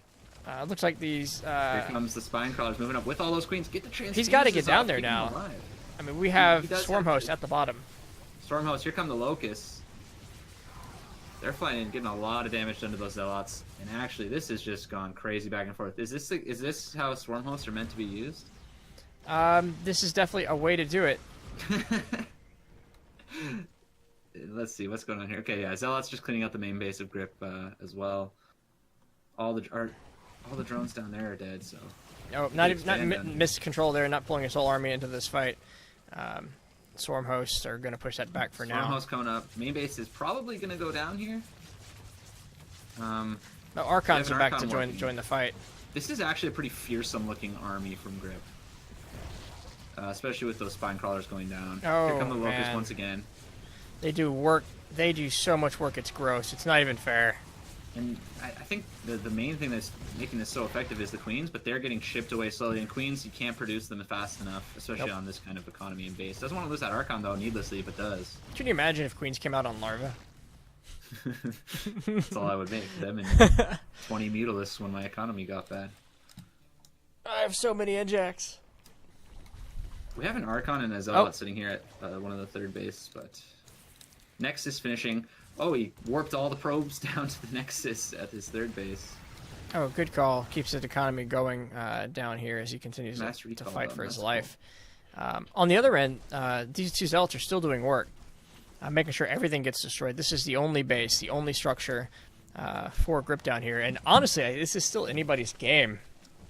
I agree with that. It is anybody's game at this point. And, you know, Drumhead right now has got to be thinking that, like, oh, gods, or might have, like, another base somewhere. There goes. There goes the robotics. You can't seem to make enough to keep up. Swarm Hosts are so smart here because you get free units to send in. Here come the drones. Oh, yeah. Oh, they're running away from the Archon. I thought he was warping from the back here. Nothing to hit down that warp prism. Just nothing to take the meat this is the big either. fight here, and it's all Archons and GG. Wow. Nope, that was about right. Right there at the end. Yeah, I think so. Those Archons would have just moved in. Only 2 Spine Crawlers left. Wow. That's cool. Alright, so Grip versus Drumhead. Drumhead takes the first game. It is 0-1. Really interesting game. As we were saying, it's like the most standard map ever. Oh, Grip says, just wait, winky face. That wasn't even the fun game. That wasn't even the fun game. Tell your friends. Tell your wife. Come watch. Come watch these fantastic Drumhead Grip games. I hope they just get crazy like that. I could cast those all day. Yeah, that was definitely an interesting sort of look at those unique games where everyone on ladder always plays the kind of the same rounds of games, but especially in tournaments you see standard builds, but you don't see games like that very often. You play them even less. They both said it was fun. Just wait, right? But I don't know how I'd feel in that situation. Like, would I just be super stressed out the whole time? Yeah, I think I'm one of those bitter ladderers where I would just GG as soon as I saw the hatchery in my natural.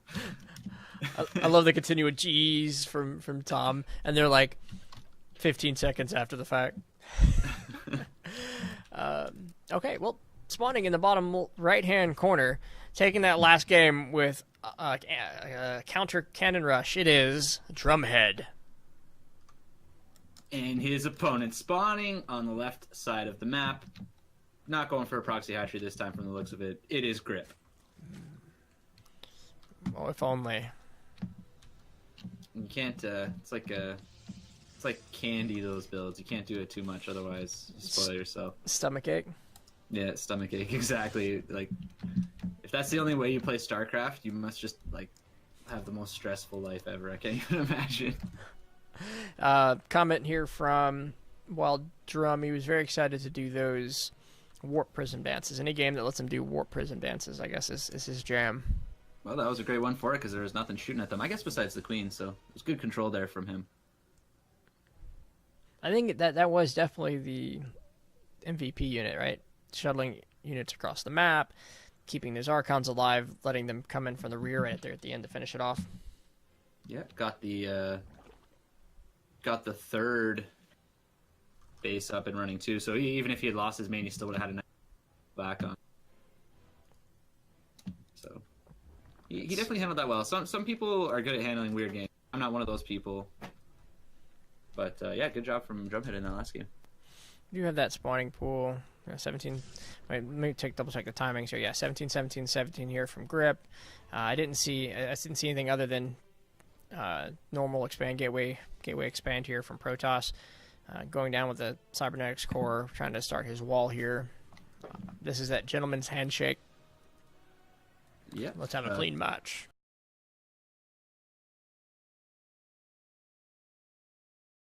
But yeah, gentleman's handshake. The way I like to play StarCraft, basically. And I think most people agree that this is the way that the game is. You get the best games. Although, apparently after that last game, maybe it's not true. I don't know. I like these games. I like to see both players macroing up, building all those big armies, especially big Protoss armies. Oh, there we go. Stargate right at the front. Not even hiding it this time. Okay. Gonna complete that wall? Is that a wall? Is that a complete wall? No, it's not. It's not. Let's find out as these lings come in. Yep. As these lings walk right in. They're gonna fight these probes. These probes can fend them off. But he wants to be careful with his control here. Doing a nice little micro there to pull back the wounded probe. Oh, he gets one. That's good. Yeah, making money for two lings across the map here. Might get two. Okay. No, decides to pull back. Could have got the. On the other side of the map, we did have a little bit of a tussle here with the Adept. Looks like the Queen pushes it back, though, just in time. I'm going to double-check that. Let's go take a look at kills, right? So, 1 kill. So, probably got 1 drone there. Okay. Hey, Bradley, thanks for the chair. Protoss ahead on... Ban Australia. Ban Australia. I was trying to make it like Banana Australia, but it's just Ban Australia.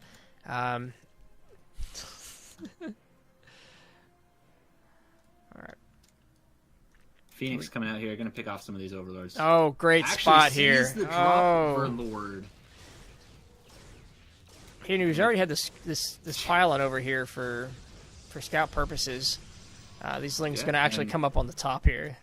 Yep, there's a drop coming from the north as the Phoenix kills this one. So that's a good pickup from him to spot that one. Is he gonna react in time to this second one? Yep. Oracle coming out as well. Gonna need And Ling's battering the front. Seeing this many units, you got to think something weird's going on. There you go. Good wall there. But the rear, you're right, the north is now being dropped. Yep, and here come those Lings coming in from that grass.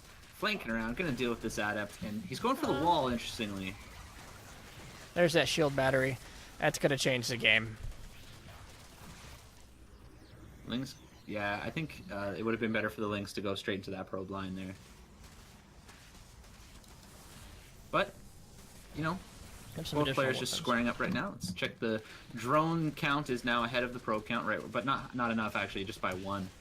Not quite where he wants to be. Phoenix is getting the dropper lord. That Stargate actually going to go down, so... That's rough. That's an expensive building. You're not wrong. However, you know, you get a couple Phoenixes out, you get your Oracle out. Maybe that's all you wanted anyway. Yeah, that's a good point. Just kind of finessing away those drop Verlords. Verlords, yeah. Overlords, clear the map, clear the vision. I mean, with all the gateways he's slowing down, he's definitely wasn't committed to the starport. And freed up his wall. He didn't have to destroy his own building. That's good, yeah. And Forged Twilight Council coming out, so just transitioning into this heavy ground unit play, looks like. third base going down as well. So comment he over survived the drop for Lords, which we saw used to such efficiency by Grip earlier.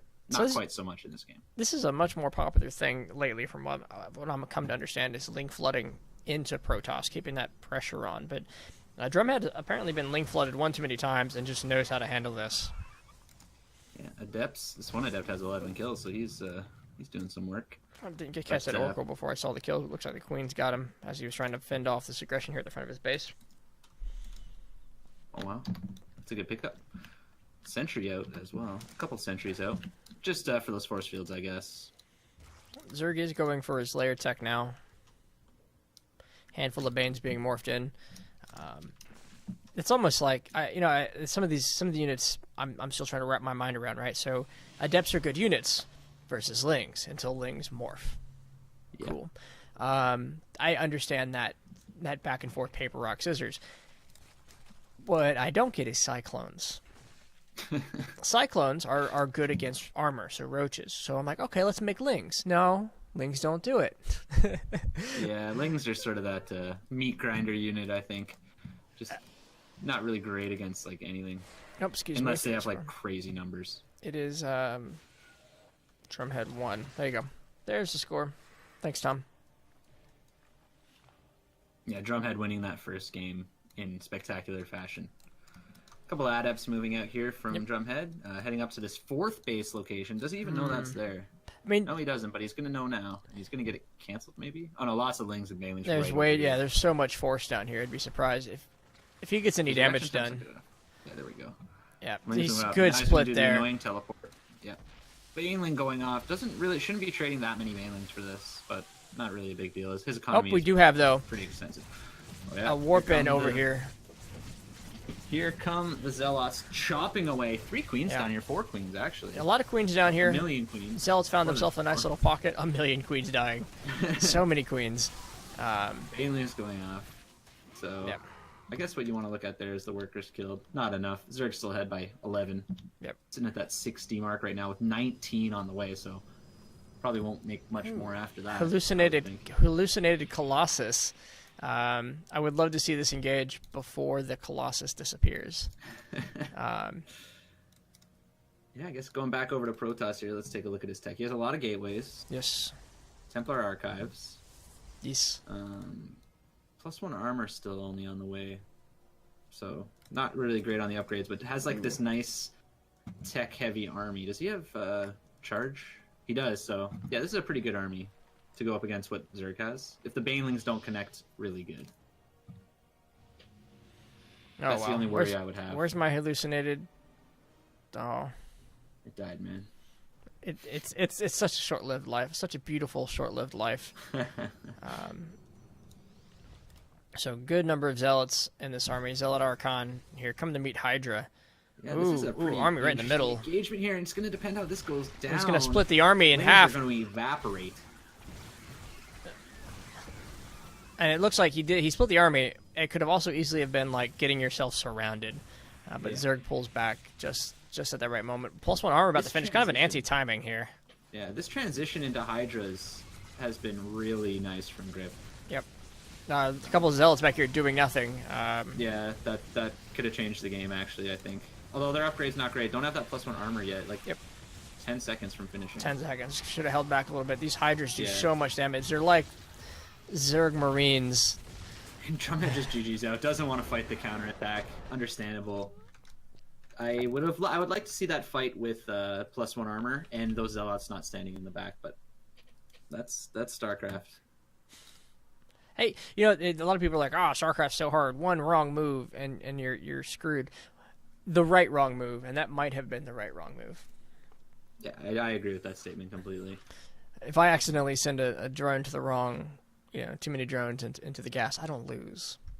But if I leave zealots behind in my main engagement, that's your hit points, your tank, if you will. And a big chunk of them too, like at least half of them maybe. And the zealots that did get in there, because at first I saw the zealots charge in, they were doing some decent damage to those Hydras. So if they'd all been there, it might have been different, but we'll never know. All I know is I'm happy we get a third game out of this. We do. And they've been telling us, just you wait. Just you wait. So here we go. This next one's on black pink. I do like this map. This is a ramp into the natural. It's just some good, solid paths and entryways, some just destructible rocks opening up more avenues of attack. Yeah, and let's just introduce the players so we can start talking about these previous two games and what we're looking at here.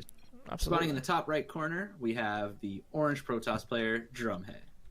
And his opponent, in a bottom left-hand corner, who can be equally as cheeky, Grip. So yeah, first game, completely unorthodox, very hard to describe match of StarCraft. Yeah. Second game, a little bit more orthodox. Some nice parrying by Drumhead early on with the Stargate. And then I thought he transitioned pretty well into, I liked his army. Sure. It looked solid, it looked strong. But Grip, who played really weird in the first game as well, had he matched that transition perfectly with those Hydras, and the timings worked out well for him, and he was able to really kill that short range army that had to get in close to the Hydras, and by then they were already taking so much damage. So interesting second game. Yeah, I completely agree. I don't disagree at all. Don't be like, yeah, but I really love that transition to hey, I love the wall, I love the response to the Lings. He pushed away all the aggression Grip had, and then marched across the map with what looked to be a good army to what he had been facing. But suddenly, in what was an army of Lings, is suddenly Hydras, which was Link Bane. Oh no, there is so much DPS on the field. Just Grip's response and his timing. One of the strengths of Zerg is that they can, if they have the tech, they can swap between units very, very quickly because of the way that they build units with Larva. I do believe that was one of our games we played, or I watched you play. One of those things, anyway, where it was like, you were mass Broodlords, that didn't work. Now you're mass Ultralists, and that didn't work. And now the Swarm Hosts are on the field. It's gross, the things that the other players can be forced to respond to when facing a Zerg. Zerg is just all over the place. We do have a Stargate being not part of the wall this time. Nope, hidden back this time. Maybe wasn't so happy with losing this in the last game. Maybe he did intend on a nice Stargate army going, but we don't usually see that, I don't think, in this matchup. Not in the wall. But it goes down, and as I think I mentioned, it doesn't have to be an essential part of the game. Now this would be not really, and he transitioned fine. He just took it in stride. The Phoenix, the Stargate did its job, which was preventing him from losing the game to drop overlords. Right. So they did that. It did that job, and that alone made it worth the cost of the building because it saved him the whole game pretty much. Void Ray coming out. Okay. I like Void Rays. I do. I love Void Rays, man, but not something I'm used to seeing in this matchup. I think it was an early Day 9 video. He's talking about when you play StarCraft, what builds do you have to use? What meta, is good? And his comment was like, just play what you like. If you like Void Rays, make a bunch of Void Rays. Yeah, Void Rays they can. I mean, we all have lost games to mass Void Ray, and anybody that says that they haven't is lying.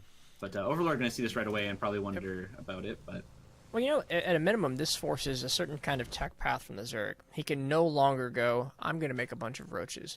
What he should be doing now is upping his queen production. There's some gases dropping.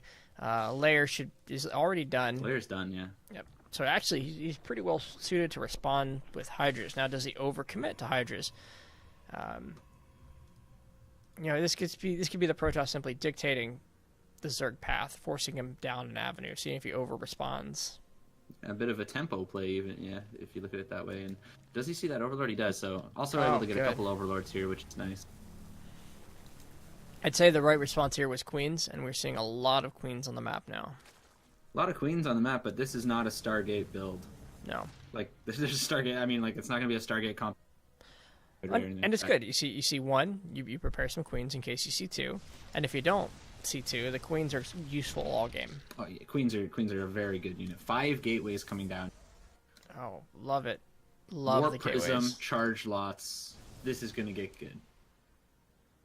We did see Drumhead saying in the chat that he loves playing with warp prisms. Ooh, Nidus. Of course, there's a Nidus. How do you respond to getting dropped in your base? You drop in their base, and the Zerg equivalent of that, I guess, in some ways. So he doesn't have any vision, air vision at least, to drop this Nidus into a difficult position. But maybe he'll try to run a Ling in and get it going. It'd be kind of obvious, but he's sneaking this one Overlord up top. Overseers are quite quick as well if he wants to get one of those. But here comes the Void Ray, and he's gonna enable that Warp Prism free access. Like the Void, it's interesting. The Void Ray kind of ushers away the Overlords so that he can warp in these units, and stopping the Warp Prism just at a range of sight for grip there. We do have a Nidus actually just being morphed on the other side of the map, not in the base. And Swarm Hosts. Oh. Now, so this is a disgusting position that you can just send the Swarm Host, send attack right over that blind spot, right? Like, you should just be able to send them. But he's using defensively. Zealots are just going to die to those Swarm Hosts so fast. Is there something that doesn't die to Swarm Hosts? Because I would like to learn what that is. More Swarm Hosts. Swarm Host on Swarm. That's what you do. It's a Swarm Host battle. Here comes a huge Zealot warp in, but the Zealots aren't really doing it against this army. If you can get in there in between waves of using the Queens to wall them. Oh, such great transfuses. Some Zerglings coming in to keep the Zealots in place. And Queens are going to eat this Void Ray alive if it's not careful as well. Yeah, Barrage is going down on it. Pushes them back. Another warp in coming in of Zealots. Yeah, he doesn't have... Doing a great job of protecting Swarm Hosts as these Zealots are trying to get in here. The Zealots can do so much damage with each wave of Locusts that comes out in the cup. But has to pull the drones in the end, and this is the problem with Swarm Hosts. Yep. Oh, like this still one's just being getting morphed chased in the back and beat up. And Zealots are getting lots of damage done. Checking the unit count, 41 drones still to 33 probes, so... It's just a double army supply. It's a double army supply for grip, but it's just all in these Swarm Hosts, which are getting chased down and murder-lated. Murder-lated is indeed what's happening. 9 Zealots at a time or something crazy like that coming in here. He's got to get rid of that Warp Prism if he wants to stay into this game, and it gets away. You see, when it's lining up with these waves of Locusts, it's okay for Zerg, but it hasn't always been the case there. So he has pushed it back. As well. But the Queen losses. I think sending like even 6 Zerglings into this Nidus Worm and into the base would force a warp in back home from Drumhead. And taking off a lot of this pressure. Okay, no, I see it. But Swarm Hosts, are they on cooldown? No, they have a couple of them have some. Looks like he was trying to time his Locust with the response. Yeah. Queen's in here trying to. Oh, okay, more Queens and more Swarm Hosts in production, so he knows how he wants to defend this. Get more Swarm Hosts. This third base though is Dunzo.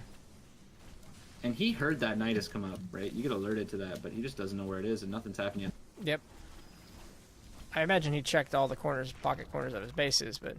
And here comes the drop into the main base. That Warp Prism. Is he going to drop and warp? Yeah, he is, so this is going to be a big attack. Oh, no, just dropping him. Yep. Okay. Zealot's coming in, and now he's going to have to split his attention between the main and the natural. This is tough. It is.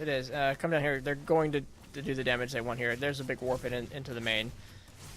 It gets a Swarm Host as well, and Zealots everywhere. And here comes that Ling run by. There's just no end to Drumhead's money right now. He's got over 1,000 minerals saved up for this continued pressure, producing nothing behind this. He is definitely in the all-in position, but he's actually pushed his opponent so far. Warp Prism's still alive though. What happened with those Lings that ran by? They disappeared? Oh no, they're just standing at the third base. Standing at the third base? Oh, I see him. They're up here. Okay. Should send those up into the base. He doesn't know though, but Drumhead has nothing at home at all. Nothing. Gonna lose his natural. Grip is. This is weird. They weren't lying when they said this was. So we are on 1 base to 2 base now. This main should be starting to mine out. Continual warp ins here from Drumhead. He's getting below 500 minerals for the first time. Here comes the Locust at the natural of Drumhead. Oh. He launched them up over the wall. That was cool. Oh wait, I missed it. Thank you. And Zealot's coming back into the base here, but all the Swarm Hosts back home now. And Grip seems to have settled into this sort of weird back and forth battle a little bit better than Drumhead at the moment. Well, Grip is doing the damage on the other side, Ling's on the other side, but there's nothing here to respond. I got so many queens in defense. I got Locust, and I made you pull everything back. Back home, he had to warp in at home. He had to build an immortal. Actually, it looks like it's broken the defense. Whether that's enough for now, the pressure's off. And here come the Swarm Host coming back out of the Nidus Worm. They can spend all day here. Instant transition style. All right, here comes the Locust. Want to protect that Immortal. Really don't want to lose him to that. They're actually going to stay here and protect the Nidus Worm. I assume they were going to run away, but... Yeah, a couple Zealots moving in from the flank here. This isn't enough to bust this army or anything. It's going to go straight for the Nidus Worm. Do they have any Locusts ready? Can they get in? Can they get in? Can they get in? Can they get in? No. Oh, they're going to lose. Got the Nidus. He can just throw up another one, of course. Fair point. It is expensive. It does cost money. That's not a free unit. But you're right. Okay, how many Swarm Hosts does he have? Because this is out of control. Let me take a look at the units tab. 14, yeah. 7 queens, 14 of those, 10 lings.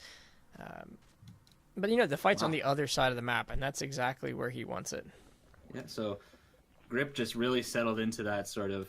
It was such an interesting tactic because he puts the Swarm Hosts in, drops them out of the Nidus Worm, launches the Locust into the base, and then gets back in the Nidus Worm and pops out back at his own base to defend with them. Really crazy Swarm Host play. And it was that pre-thought. He had it set well in advance. Yeah, he was already... Yeah, this wasn't a response. This was what he was planning to do. Really, really cool Zerg play.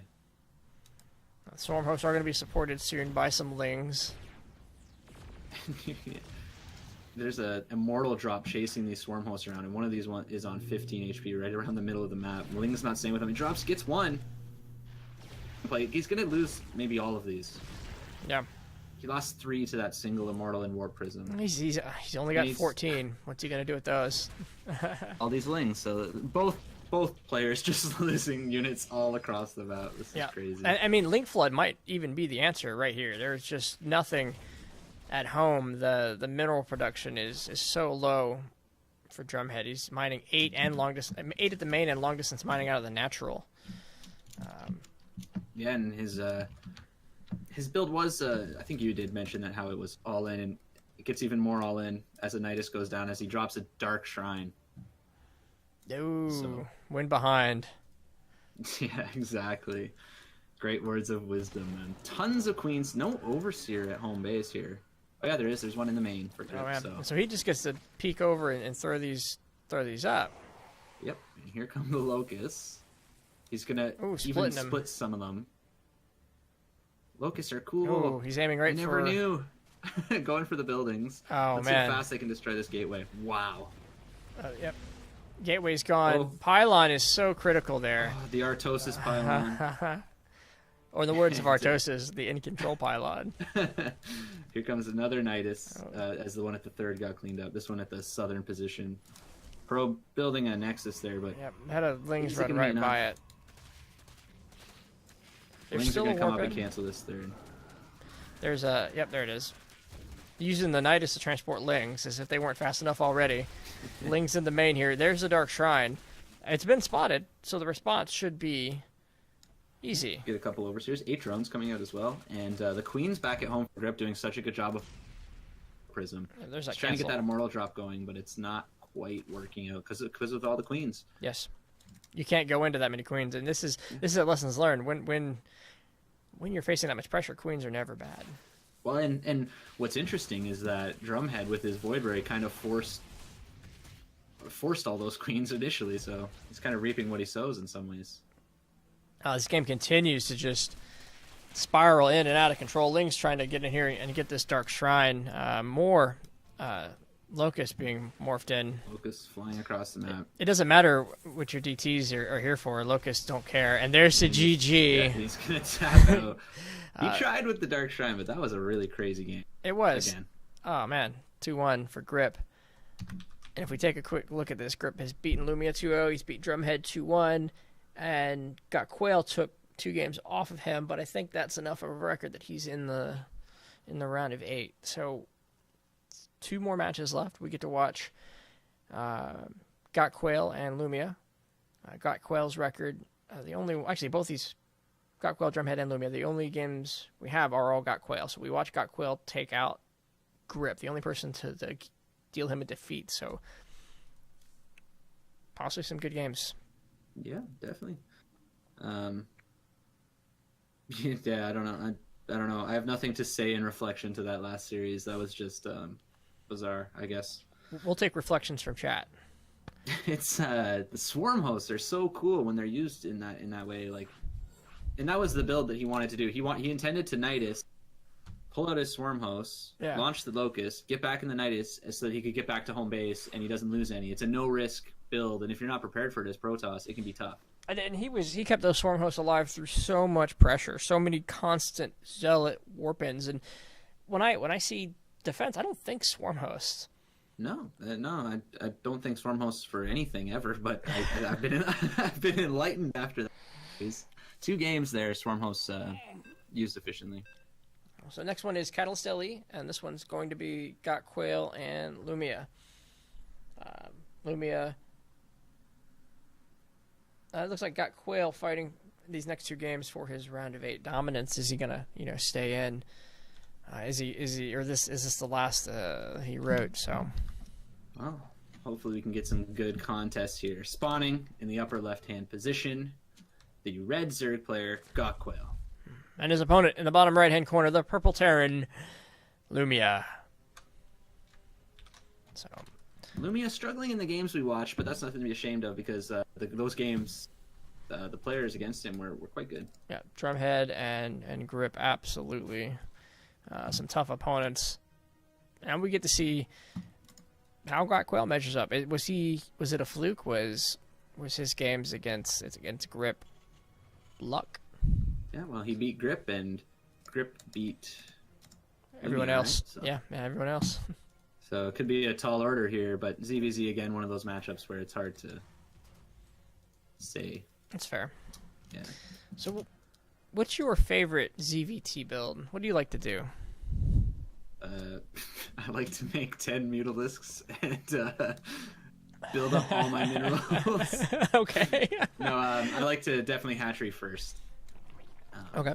And then providing the Terran doesn't do anything crazy, I do like to tech up into layer pretty quick and get Mutalisks. I find the advantage you can get with Mutalisks can be so huge that once it comes into like the big, boxing, punch, swinging battles, you're so far ahead of Terran at that point that you can just kind of swarm him in the Zerg fashion, overwhelm him with whatever unit composition it calls for.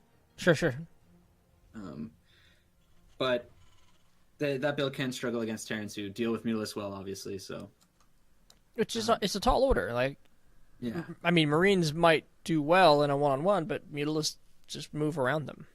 Yeah, exactly. It's all about it's a fencing match between the Terran, getting that defense up, and strangely, it's weird because as Terran, it's like you can overcommit on missile turrets and static defense. It's possible. Sure. But at the same time, you can lose the game to Mutalisks. So it's hard. I mean, 10 Mutalisks come out. You spend 500 minerals on missile turrets, and then he doesn't commit to the aggression, and now that's 500 you didn't have.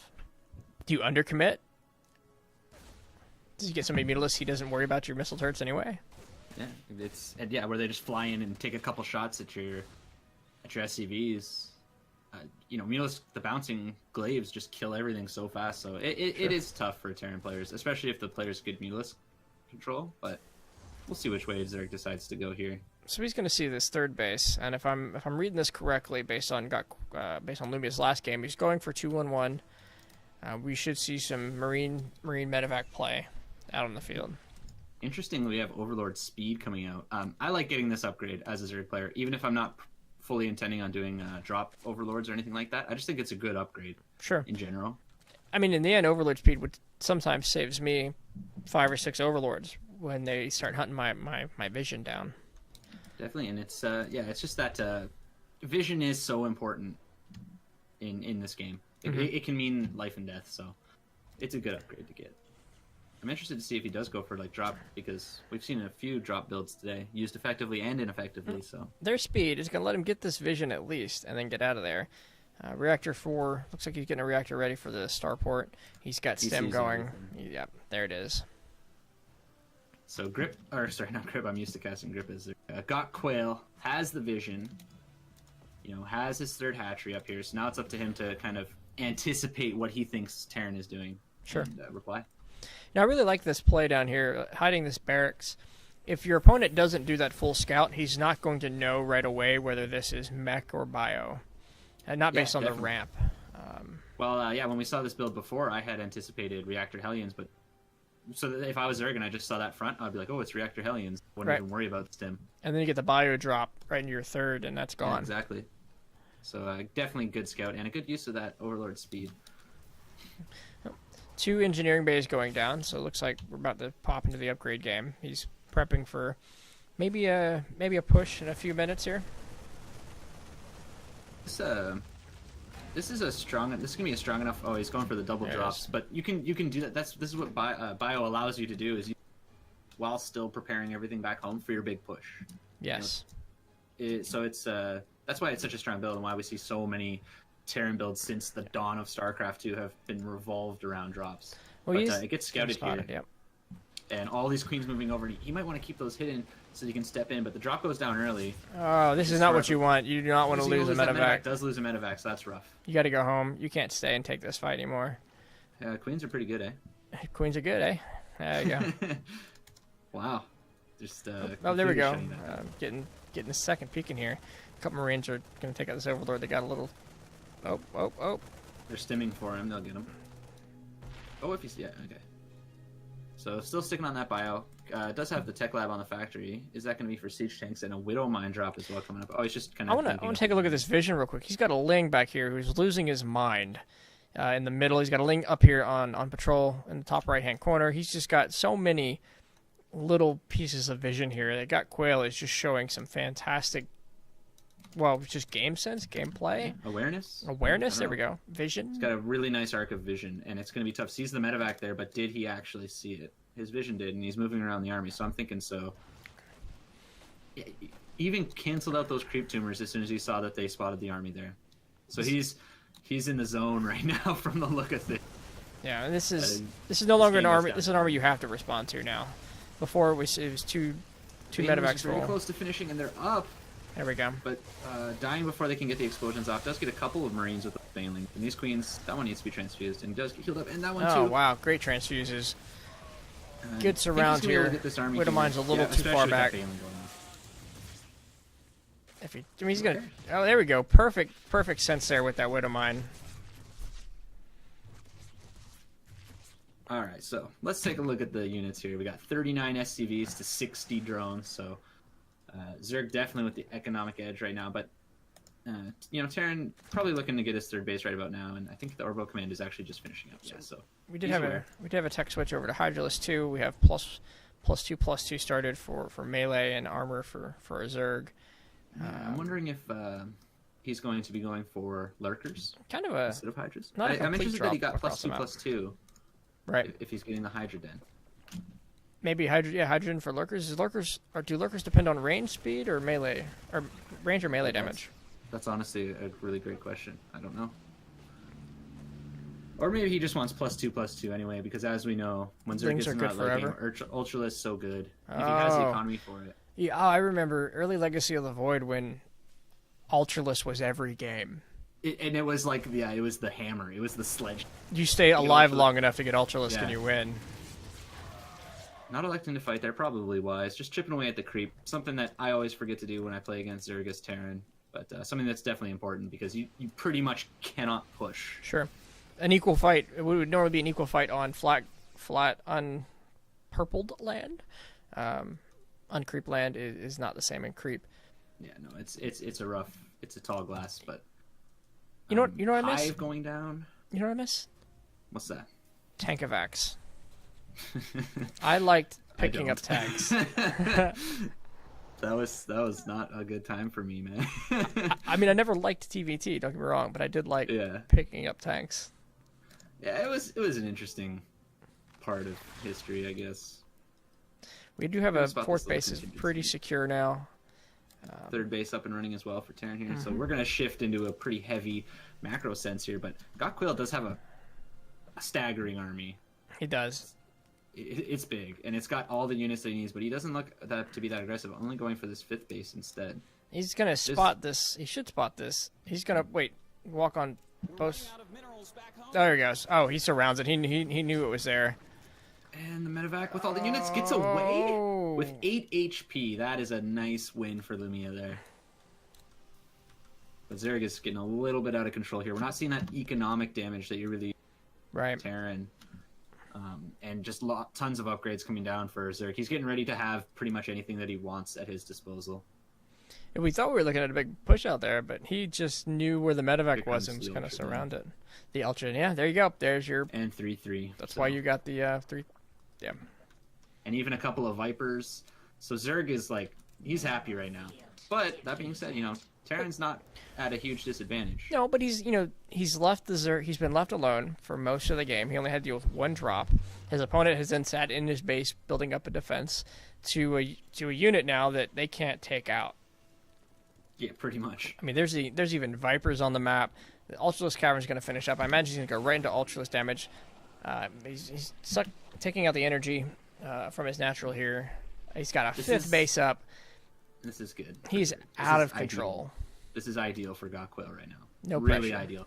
The only thing that can really get him here, he even has the Vipers to pull the siege tanks out of position. Like he would have to make a pretty significant blunder with his army at this point. Sure. To lose. I also think all the supply in Hydra is a little bit questionable, but he doesn't have too many of them. So the answer we got is lurkers are ranged. Okay, that makes sense. It does. But yeah, the Hydra Den was a little interesting, but I think it's just in case, because as Zerg, why not? It costs, it doesn't cost that much to build a Hydra Den. How much does it cost? 100? Yeah, it's pretty essential, too, if you're going to deal with medevacs. Medevacs, yeah. And we do have pick those out. And Marauder tank moving across the map. Yeah, Marauders are going to be... Look at this surround on each side. Look at the mini-map. The surround is so huge. I wish I could see it all happening. He doesn't know it's there. He does know. He's backed himself into a bit of a corner here.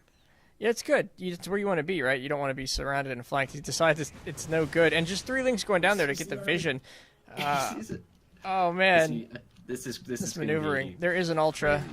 Here we go. The wall's there. Don't want to walk into that. Oh, these Vipers. If they can get these Vipers pulls. are going to blinding cloud on all these tanks. If he sees these tanks here, they're dead. I don't know how this fighting on 2 fronts is interesting. Yep. Fighting everywhere. His the right-hand portion of the army, they're not really doing anything. Right. All the units of Terran kind of clumped up here, but the flank, you can see the flank happening, but he isn't able to back this left portion of his army as well. Plus 3 is about to finish. 10 seconds left on that. This is not the fight he wants to take. Gokquail's got to get out of there. There's a fight. Yeah. This is a fight he wants to take in the minute. Don't lose the Vipers. The Vipers coming in and gets the blinding cloud down in time, but he's going to lose 1 Viper, 2 Viper, 3. Baneling's getting some big hits, but Hydra's not enough to back that up. And as he loses that army, he swings into the left. Ling's going to break through, surround the siege tanks. And Ling's still doing damage in the main this whole time, so he may have lost the big fight on the right side, but he's killed 21 drones. He's into the infrastructure of his opponent down here, just now being cleaned up in the main. Yeah, and loses his big army, but remaxed. Has the economy to back it up fully. Ultralisk coming out, 2 Spires coming out as well, can switch into Brood Lords or whatever he wants to at this point. Even getting that +1 missile range now. It's going to be easy for him to... I mean, he doesn't even have to take efficient trades now. He's up to 6 bases worth of larva. He's mining from, what, about 1, 2, 3... Well, more than 3 bases worth of gas, but 3 bases worth of minerals. And the Terran's got to move around with everything. You can't split your Terran army up at this point. If you start trying to drop multiple locations, you're just too wide open on your front. Now, the army is moving out from Terran here, and Gokquail just barely sees the edge of it as it moves past his Overlord. It might not have been enough to alert him to this, but we could get into weird... Oh, no, he knows. Here we go. This is a pretty scary army. Small choke. Yeah, this is a small choke. Like, he doesn't really want to move it, but Ultralisks and all these Banelings are going to try anyway. Yeah. Great focus fire there. A little bit of splitting. He's just kind of running himself into a corner now. Those tanks are doing great damage. Medevacs pick up and actually dropping down on the low ground. Hydralisks taking some shots down below. Blinding crowds on the tanks. Looks like this army is going to get cleaned up after a pretty heavy trade in Gokquail's favor. Wow, multitasking here on the natural with a handful of links. We're forcing him to respond, and there's the GG. And that's a great Zerg game. Everything went perfectly for him. So, GG. GG. Move into game 2 with Gotquail with a 1-map advantage. All right. That was a pretty good Zerg game. You can learn a lot from that as a Zerg player. There's how you macro up under no pressure. Yeah. And then how's it? We'll handle a little bit of light pressure, but what was that? He just fended off the drops perfectly. Like, he scouted everything, saw what was coming, and responded perfectly, and then got to that point where Zerg is, where, you know, as a Terran player, you go on r/Starcraft and you make a comment about how Zerg is overpowered. You can't leave Zerg alone. You can't let them do what they want. Well, yeah, he was there was like skirmishing going on with the Medivacs, but he wasn't getting the economic damage done. Oh, you dropped out of the... Did I? I don't know if I pushed a button or you did. And that, you know, I have not seen Ultralisk laying Ultralisk in a while. Are you disconnected? Oh yeah. Oh, okay. Hang on. We'll get you back in I here. don't know why it's doing that. That better not happen while I'm playing games. Are we reigniting the passion? Maybe a little bit, actually. I was just thinking, I was like, man, Teresa is at work today, so I was like, I am gonna just play some StarCraft after this. I'm thinking about it. And Well, actually seeing all these great Zerg games too, I'm remembering that I was actually a decent Zerg player once upon a time. You were a decent Zerg player. I even got a brand new clan tag for you if you're looking for it. Yeah, I mean, I'm always down to join places where people are talking about video games. All right, so this next one is Black-Pink. Black-Pink, yep. And after that first game, I got to say it looked pretty good for Gotquail, so he's gonna be feeling good going into this next game. Lumia, on the other hand, is gonna be trying to look for an answer here. And why don't you introduce our first player? All right, spawning in the top right-hand corner in the red, it is Gotquail taking that first game. His opponent spawning in the bottom left-hand corner. It is the Terran player Lumia, wearing those purple colors. Fan favorite, I think.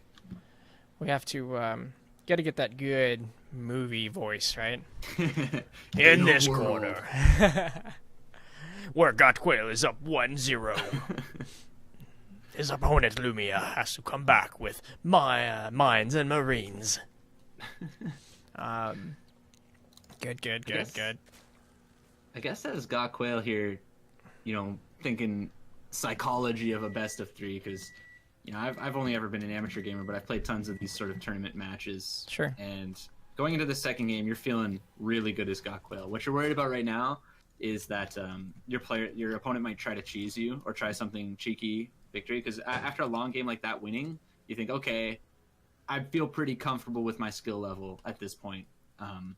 So he's running through in his head right now, like, what can I lose to? And like, you know, and as Lumia, he might be thinking, do I have to cheese this guy? I don't want him to get to that point, or do I have to do some sort of like really aggressive build and put him on the back foot, because I don't want to go into a huge economic battle with a Zerg who's clearly comfortable in the late game. Sure. But I think it's always better to stick to your guns as Terran, or as Lumia in this position. Like, after losing that first game, you don't want to shift too much, because at the end of the day, each game is its own thing. So.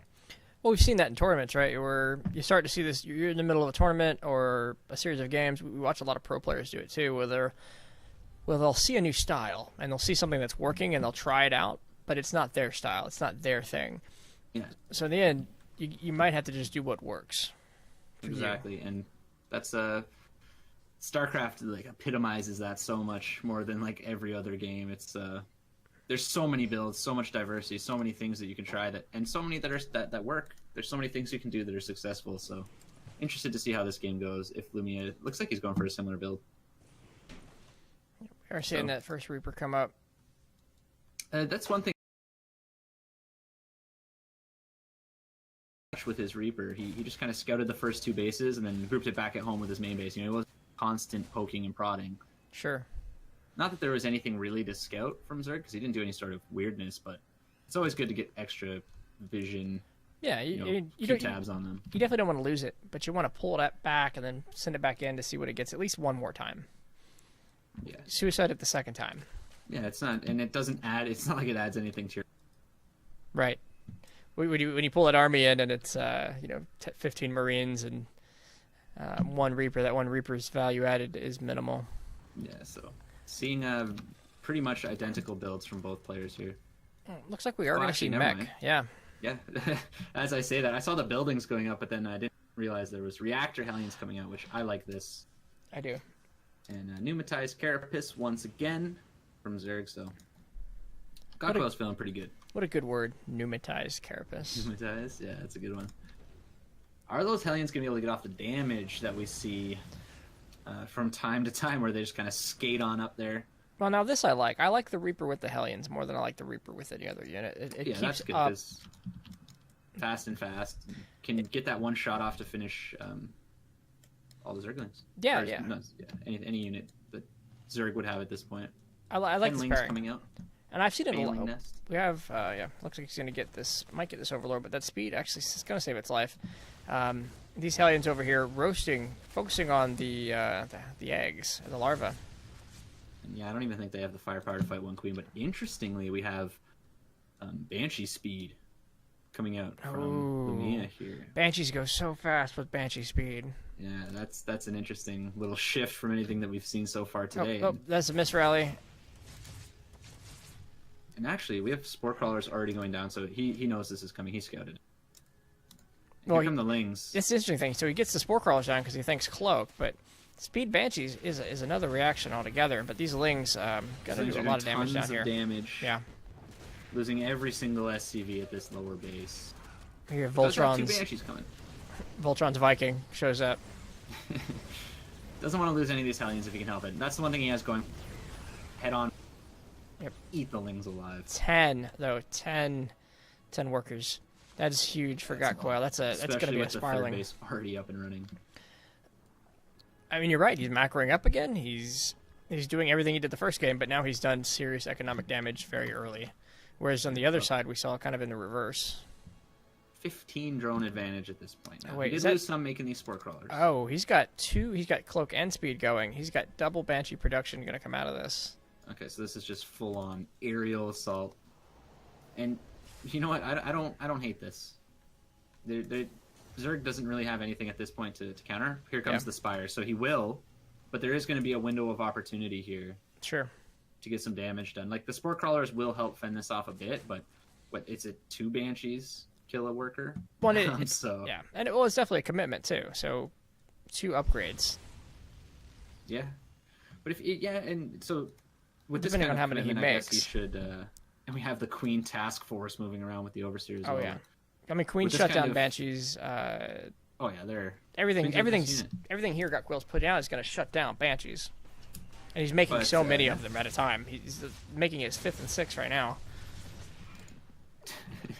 It's a weird game. I'm interested to see what the follow-up is from Lumia if he gets a chance to follow this up. It looks like a couple of barracks going down. That's just to supplement that army, as he's getting more money. And because he's going to have to use these Banshees as part of whatever mid to late game squadron he wants to build. He can't invest all those resources fast damage and then give up on them. He's got to implement it somehow into a long-term plan. Right. We do have the Banshees coming in. We do, and let's see if he makes any more here, or if he switches tactics, but... Looks like they got a decent amount of kills here. Zerg's still up by a lot of workers. Wait, am I missing them? Okay, they're there. Yeah, they're in the main now. They were chipping away at that Spire. They're going to lose... control of them a little bit there. Gets the Queen. He gets 8 kills to include a Queen. You got to stay out of range of Spore Crawler. Yeah, good shot on the Spire. Yeah, going to get the Spire. Mutalisks are up, but he gets the Spire. Yep. So that investment is immediately putting down another one, though. Not quite paying off, I don't think. But he has these upgrades now, so if he can stay alive and fend off these Mutalisks good, these Banshees are always going to be a factor. Oh yeah. That Zerg has to count for. You can't just forget about them. This is interesting. He actually committed really heavily in things that don't shoot up. That's true. Yeah. When you think about this, And there's no missile turrets. no missile turrets. Your air units can't even shoot up. You can just ignore the Banshees. You can just kill these Marines and just move right into the STV line. Oh yeah, not even enough Marines to make you micro at all. This is actually GG. Wow. Yeah, no, that's a 2-0 victory for Got Quail. Well deserved, well earned, perfect. Yeah, I agree. Definitely well there. deserved. Interesting attempt there from Lumia with that Banshee build, but not quite coming to fruition. I mean, I like seeing Banshees. I like seeing speed Banshees. You don't see it often, but nothing to support them. Nothing, if layer tech goes up and Spire goes down, that's rock paper scissors right there. And he even saw like 6 or 7 Mutalisks and just didn't have a response for them in any way. I don't even know if he had an engine. Actually, come to think of it. So far, and this next one is Drumhead and Got Quail. This is our last game. So I mean, I was going to host somebody. Let me make sure I'm set to do that. Yeah, Drumhead, if you'll go ahead and PM me your link, I'll set the host. Once you're done, and I'll give you some warning if you're going to go live shortly after. I'll worry about any delay, and I'll wait for that. But taking a look at this upcoming match. So, Drumhead's record. Let's see. He lost to Grip. He beat Lumia. Got Quail's record is he beat Grip, and he beat Lumia. So just based on this record and this short group, Got Quail is much higher, highly favored. Higherly favored. I would agree with that. I could be wrong. These could just be instances where their games went against them, but we did see from both of them really solid games. Really exciting games for both of them. Grip was the only really determining factor that made me flex on who would win this. Well, and also the games between Drumhead and Grip are kind of hard to base any sort of. There wasn't a lot to say about those games. They were very strange. Mm-hmm. So we didn't really get a good look at Drumhead's PVZ. That was the only other PVZ he played, right? So yeah, not sure how it'll go down in more traditional games as opposed to crazy games, but really just solid play from both of these players, dominating dominating their games for the most part. But our first one is on Acid Plant. This is not a map we've seen yet today, so we'll talk about it briefly before we jump into introductions. I'm excited to see Got Quail's. We were fortunate to see 2 pretty great Zerg players today, so. So if you want to talk a bit about the map. Yeah. So we're just gonna look around here. Not a lot of. Let me pause there because there's no Terrans on the map because there's not a lot of places for Reapers to jump up. But you get your small ramp into the natural. You have the wide opening like we see in Catalyst, and then you have options of a third, a little close to the enemy or a little farther away from you as you kind of expand horizontally across the map. The avenues of approach are almost all entirely straight, but blocked by rocks. You kind of have to do this S curve around, so you can have pretty good coverage and vision if you place observers or units in the right places to kind of cover only a few key directions, but there are multiple directions that you could attack from. Wide open spaces over here, hidden spots on the base for drop play or anything kind of sneaky, so you can warp in armies. That being said, a pretty fair match, a pretty even and fair map rather for both players. But with that being said, Adam, spawning in the right hand corner. It is the Zerg player wearing the red, Got Quail. And his opponent spawning in the top left, giving us some of the wackiest games. It is Drumhead. Yeah, and I'm excited to see how this game goes, because both players opening up standard so far. Sure. Nothing really exciting to talk about on that front. Probe getting in here, seeing everything. Not much Zerg can even do about this.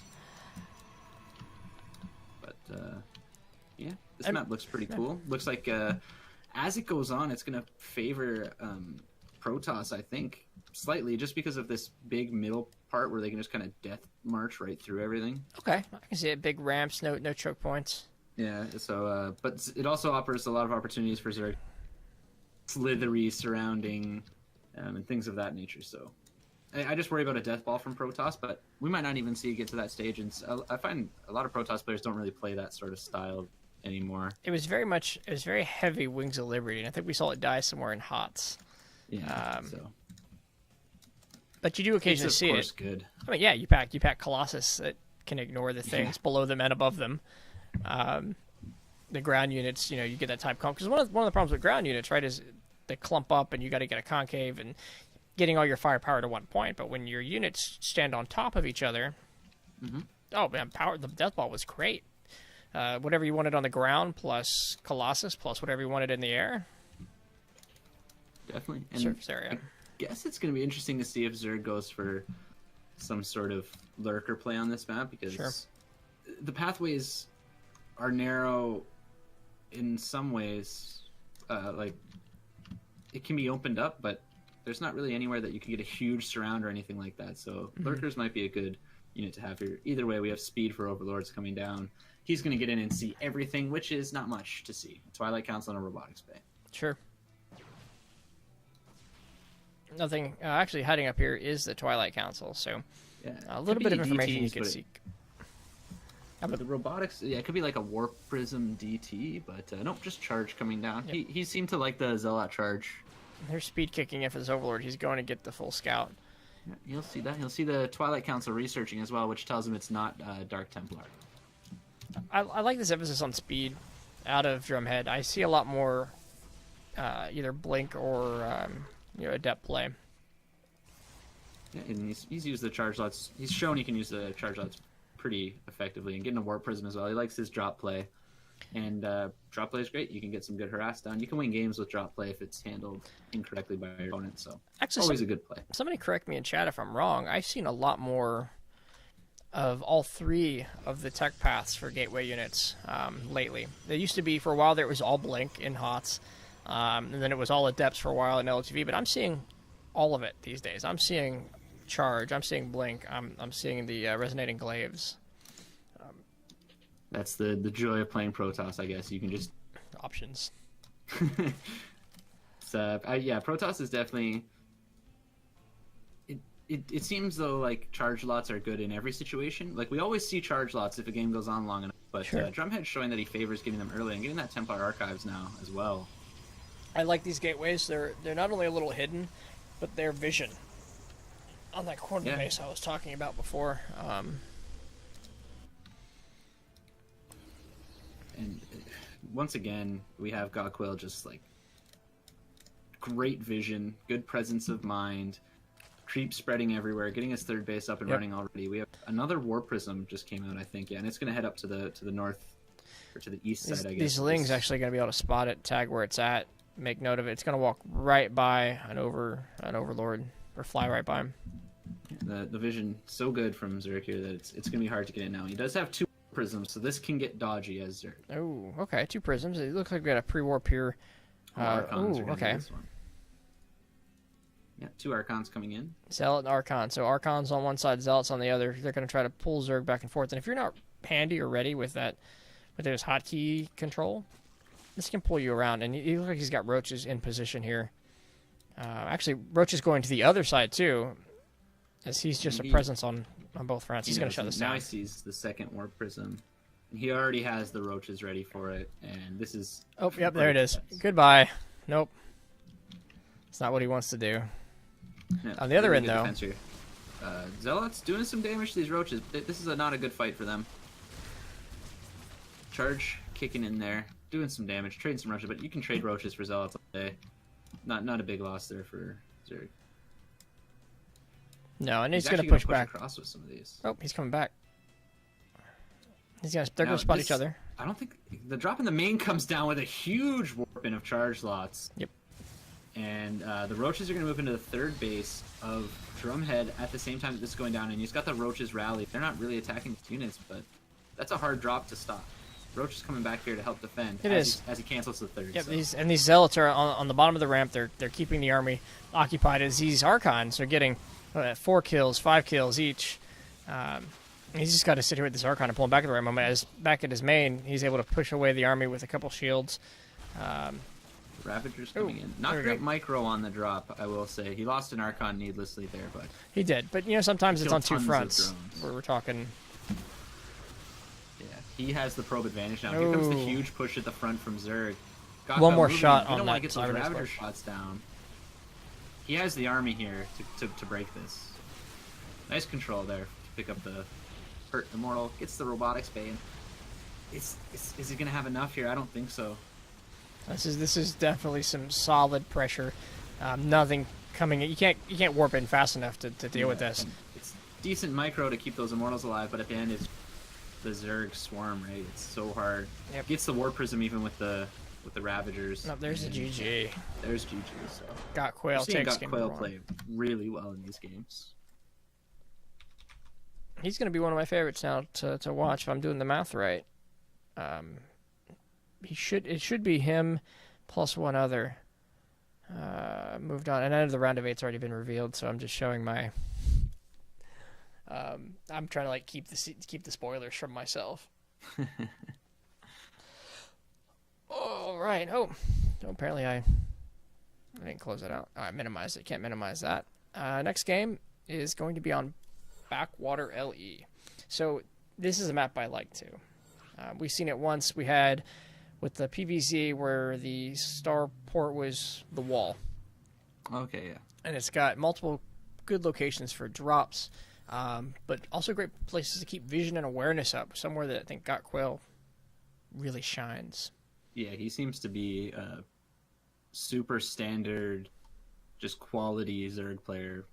So drops, he's slapping them aside. He doesn't even care. There was that one warp and drop in that last game that was pretty good, but it wasn't good enough because it didn't deal with the army. But let's introduce the players, and we can talk about their builds. Sure. Spawning in the top left-hand corner is the Protoss player down a map in this, Drumhead.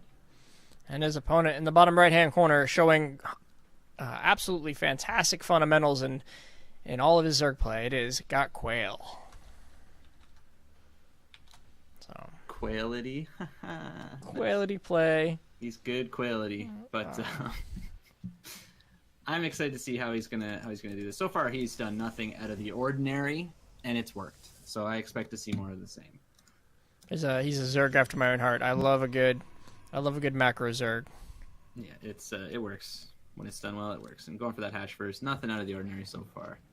Both players looking for an early expansion, and for Drumhead, this is going to be an important map because it didn't work out for him last map. He tried to get cute with the drops, and I like it. I think it's a great play if it gets pulled off hard, but hopefully he either saw how he can make it work in this map if he decides to go for it again, or he stays with another plan. So we'll have to see what he goes for as this goes on. Drumhead definitely has shown a variety and flexibility. He definitely seems to favor one style, but I do think he can respond well to what we have, whatever we get thrown out here. But so to me, it just seems like I don't see how you can stop this guy. This Got Quail, man. He's done so well against every build so far. Mm-hmm. Sure. And I think he did drop one map, didn't he? If I take a look again at the... Yeah, he dropped a map in the ZVZ. Yeah, he dropped a map against Grip. I don't remember that one, honestly. But that aside, that's the only map he dropped. And Grip also gave trouble to Drumhead. Yeah, if it bleeds, I guess. So I can kill it. He's been beaten, so we'll have to see how this one goes. Next is coming up for Drumhead. Nothing crazy. Did he get Overlord speed yet? Oh no, I spent his first gas on. I'm getting ahead of myself here, Casey. Yep. Hey, no, fine. Let's preemptively talk about their strategies. He's definitely going to get the speed because he's still mining gas, and he likes the vision. I find the quickest way to for me to make a fool of myself is to try to guess what they're going to do. That's true. I'm almost never right. The caster's curse. I expect speed to come out here though with that 100 gas. It's like, this looks pretty standard. We should see Zergling speed. No? None of that? Okay. Oh wait, this is a Terran play now. We give it Adept coming across the map here. Adept can Get a couple kills on drones, maybe. Definitely scout the base. Queen's already in position. He sees it coming. And using the Zerglings to watch the ghost. Oh yeah, I'm gonna pull back. Cancel it, yeah. Love that queen positioning. I'm gonna have to add more queens to my play. And actually going for a quick layer here, so I cursed myself. Nope. Not going for the pneumatized carapace this game. So he has a plan. Oh, okay. So Resident Glaives doesn't have a new color. It's just weird colored on mine. Yeah. Well, it is blue, but it's orange down here. Yeah, that's Everybody weird. can see it. But we Wizard, are fix getting your game. we're getting a depth play. Yeah, Depth's good unit, but this early layer is foreboding. I like I'm wondering, Roaches, spires. could be Spire. Could definitely be a 2-base Spire. He has all the gas geysers. And if it is a Spire, it is going to take significant damage from it. But these Adepts are going to go unchecked as well. But the thing is, Adepts are so fast, I think they're hard for Mutalisks to catch, but Mutalisks eat them up. So we see this vision. You know, he starts off. Gotquill starts off with the towers, right? And they haven't been really heavily contested. He's got this Overlord that is just uncontested at the front base here. He's going to see the move outs. He's going to see any tricky maneuvering. He's got this Overlord last second if they squeeze through everything somehow. There's just almost no spot on this map, no path that his opponent could take. And he's going to see this heavy Adept Warp out. Sees the Adept play, he's got to know what's coming here. And it's Hydralisk going down, actually. So it's going to be close here. 16 Lings get up in time. Yeah. A whole bunch of Lings on the way. And these Queens are at least going to prolong as these Shades come slow in. this down a bit. Good Here transfuse comes there. the teleport. Oh, no, cancels it. Okay, Ling's coming in here. Ling's get by Adapts, but if you can get that surround off, it can be quite good. Now, Committing here heavily to this. If they teleport, it's going to be scary. Gets a few there. Ooh, doesn't commit to the teleport. Several Adepts actually go down, push back this pressure completely. Here comes the Lurker Den and 8 Hydralisks, so he's held this off pretty well. So if they change the... So Shazam's talking about it, they thought they changed it to red. So if they change it to red, then that's what I'm seeing. But the production tab for the WCS replay viewer is not updated. Mine was blue as well, and I'm on just bog standard. So maybe just viewer. replay viewer versus... Yeah. It makes sense because you can tell now the difference a little easier between Blink and Resonating Glaives. So Adepts. Yep. What do we got? We have a Lurker Den coming Templar down. Archives. Going back into what he's comfortable with. No problem with that. Gonna see these Hydralisks here now with the goat. He might have just seen them. I think he did. Definitely a lack of commitment from these Adepts. He wants to get something done, but he's finding himself on this ticking clock as he commits and doesn't do anything with these units. I just want to check his vision here. He's seen the Hydralisk, but he hasn't seen the Lurker's Den, but I think you just have to assume that it's a possibility at this point. Has he? He hasn't seen anything. No, he hasn't seen anything, but he saw the Hydras. He did see the Hydras. Yeah, you're right. Okay. Yeah. Excuse me. So, no third base yet, so this is a big, meaty Lurker push here from Gotquill. Is he going to morph any of these in? Is there even a robotics facility? Oh, yeah, there is. No observers, though, right? There we go. There's a Lurker morph. If these get in position at the wall, no observers. He has to cancel this Immortal and get an observer. He does. Yeah. Does he do it? I still don't think he knows. He might just think it's like a big Roach Hydra, something like that. 6 Lurkers about to finish. Yeah, and no Immortal's vision. Getting to the point where you don't want to cancel because it's at half. But he has to cancel it and make an observer. There he is, right there, right where he wants to be. Oh no! I wouldn't be surprised if I saw the tap out after seeing that. Taking a look at the production tab, we don't have an observer. Like, he's letting this Immortal finish. It might be too little, too late. You can't engage in it. There's the observer. There's the observer. It's coming. 21 seconds, but he's treating these like tanks, right? You're gonna move a little bit forward at a time. I think he is worried about losing them to a possible observer, but he wouldn't know that he doesn't have one, but he's going to know soon enough here as he moves into this natural The base. observer is halfway, almost done. And even once that gets out, that this is a hard army to move. Right. Even if you know it's there, they're dangerous. Especially with the way that they're positioned right now. Third base coming up. Right in there. He's actually, there was a drop going on, a Warp Prism drop, and he's having to pull it back, but 2 Queens coming here, they're going to get that. Hydra's got it as well. Hydra's got the one by They're the observers. Well. There's the GG. There's just too much damage. That was a sick build from Gotquill. Oh, man. So Gotquill takes that 2-0 and closes it out. He's undefeated. He's definitely moved on to the round of 8. So if I take a quick look at, I'm going to go ahead and color code some things here. So Grip takes that one. Grip takes this one. Got Quail takes this one. Got Quail undefeated, if I'm tracking right. So wait. No, I'm marking these wrong. Got Quail took both of those. That's 0-2. So Got Quail, and Drumhead. All right, so Got Quail definitely advances, and looks like Grip is going to advance. So good. Those were the strongest. I think. Yeah, Grip dominated everything he walked into, and Got Quail kind of did the same thing. So. Yeah, and Got Quail showing also in that last game something a little bit different that we didn't see him do in the rest of the games. So it has that flexibility, which enabled him to take that. Like, that build was totally unseen from Drumhead, and hard to counter when you don't know what's coming your way. So, yeah, good game by him. So thank you, everybody, for watching. Thank you, Adam, for joining me today. It was a lot of fun. Yeah, thanks for having me. It was a blast. Well, with that being said, I'm going to go ahead and kill this video. If you're watching on YouTube, like, subscribe, leave comments below. Check out my man, Adam Spartan. He's got some good videos on there. He's a pro Halo guy if you like any Halo stuff. And I will see you next time. Bye, guys.